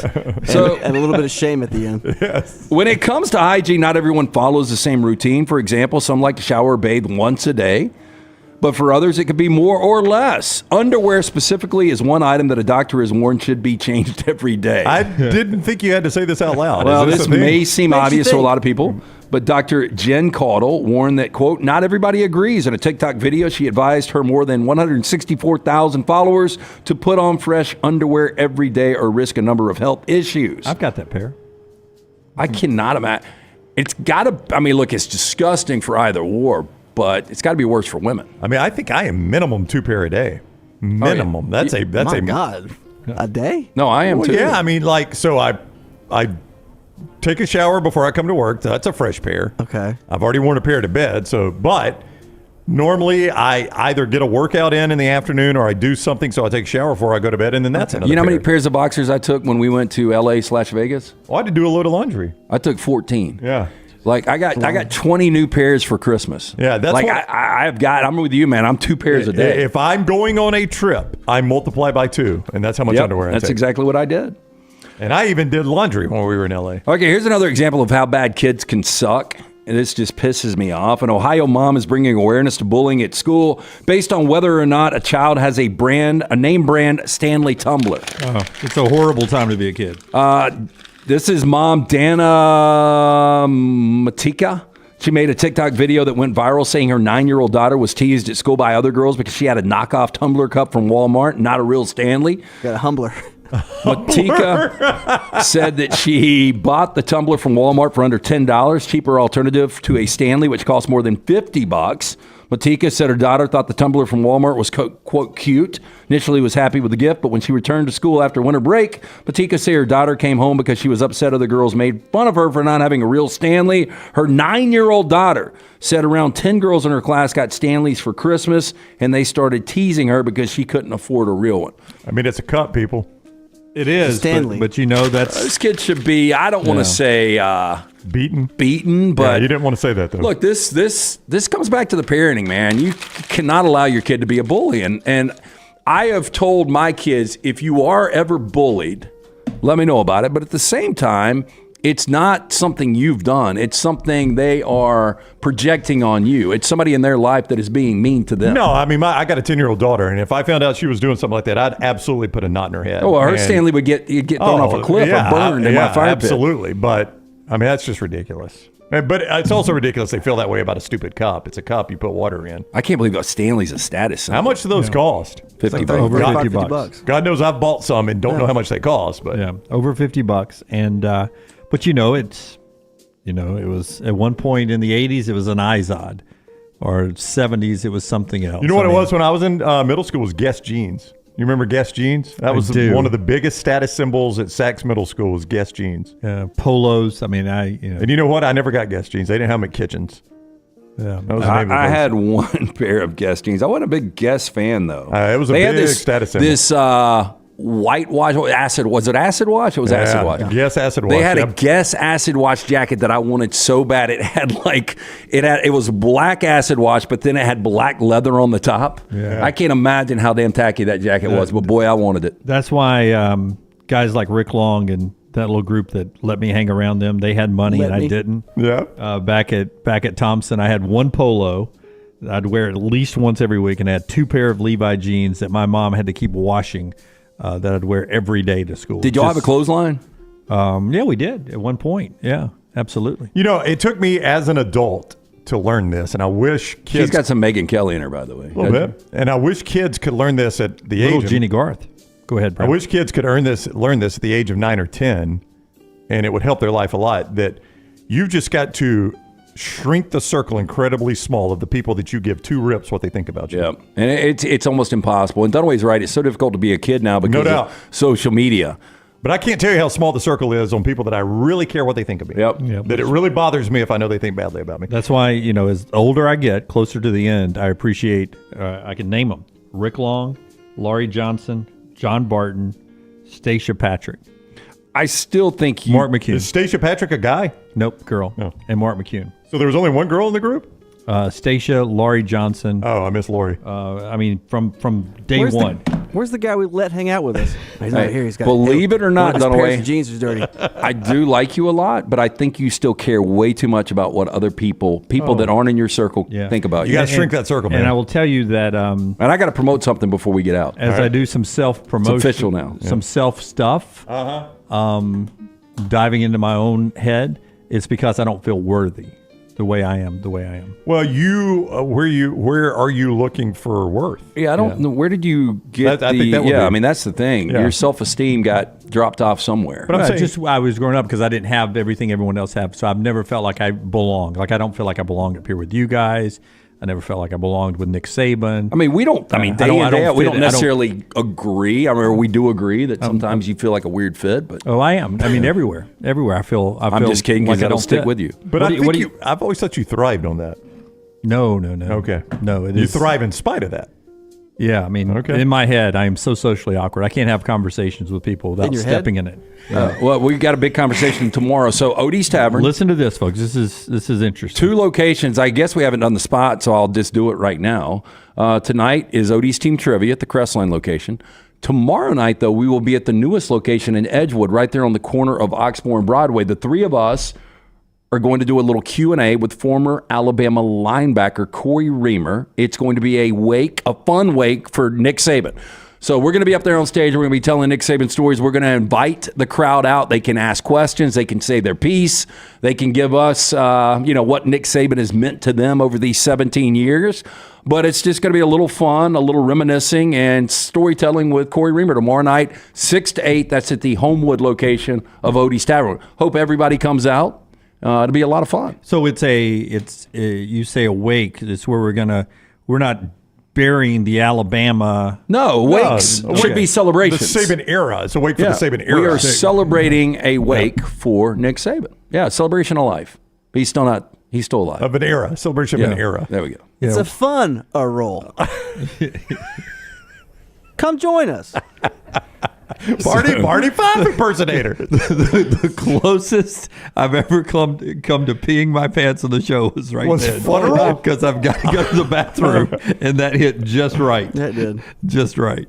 But luckily, I'm still old enough not to have peed in my pants, but that was close. Do the Party Five impersonator. They want to do? I can't remember what the thing was. Chairs, salt and pepper shakers. Barney Fife impersonator doesn't talk. He just looks like him. He doesn't talk. It kind of looks like him. If you're insecure at all, Greg from Pell City, Jim, exclamation, you're the voice of Storm Restoration Roofing. You're a big deal, brother. That's right. How many roofs have you put over people's heads? I didn't say that. I appreciate all the compliments. I did not say that for that. We need to waller in Alabama football a little bit. Waller. When we come back, we'll react to Caden Proctor.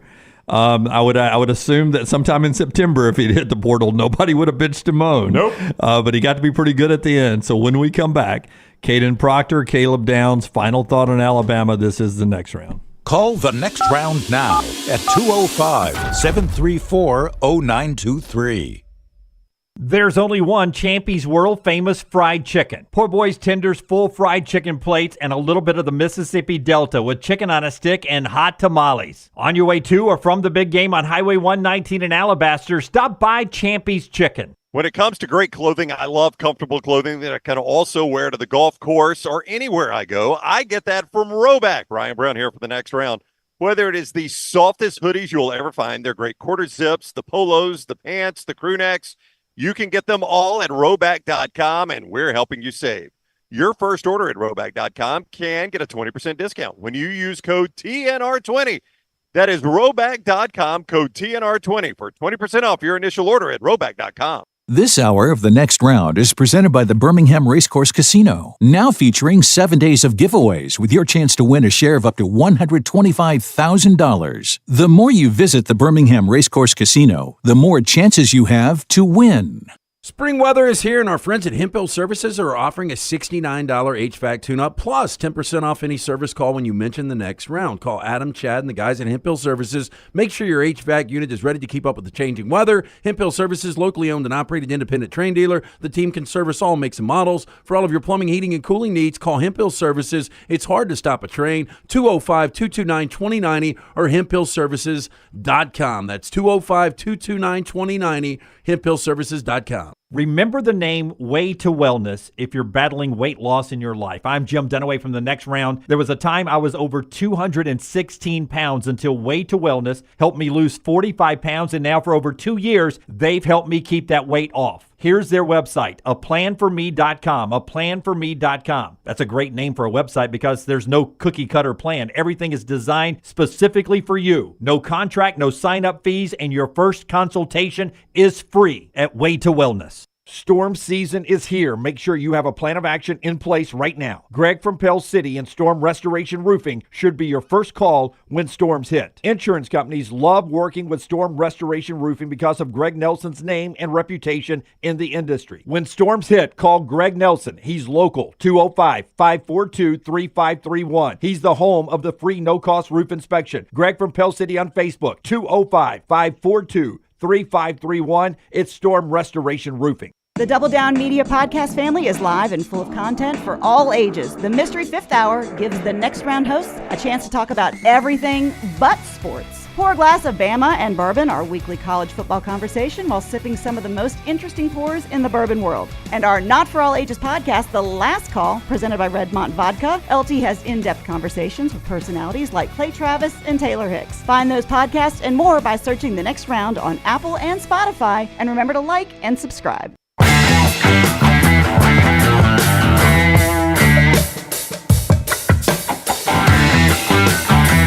We continue on the next round. As you might have heard in the last segment, Dunaway had to go to the bathroom. He hasn't made it back yet. Rockstar made him wet his pants almost. He might have fallen. Well, I hope not. Oh, there he is. He's an integral part of the show. You're an integral part of the show. We were saying you weren't in here, but you're an integral part of the show. I don't think we can continue. And Pop thinks you're acting. Jimmy D doesn't have low self-esteem. 1,000 people watched him for 48 hours, change clothes, go to the restroom, eat, putt, talk. Yep. Let me tell you about Precision Sports before Okay. you update everybody. Yep. 2024 is a new year, and there's a new way to contact your favorite Precision Sports medicine and orthopedic provider. Remember this number, 205-512-3885, 512-3885, and the website precisionsportsortho.com/2024. Tweaked shoulder, bum knee, bad back, hurt your elbow, whatever it is, let 2024 be the year Precision Sports Medicine and Orthopedics get you back on track. Orthopedic care better together. Find your provider today, 205-512-3885 or precisionsportsortho.com/2024. Start us off, Caden Proctor, your reaction. I mean, this was a guy who, again, you said if you'd never seen Caleb Downs play a play, if Caden Proctor hit the portal about week 5 or 6, nobody would have said a word.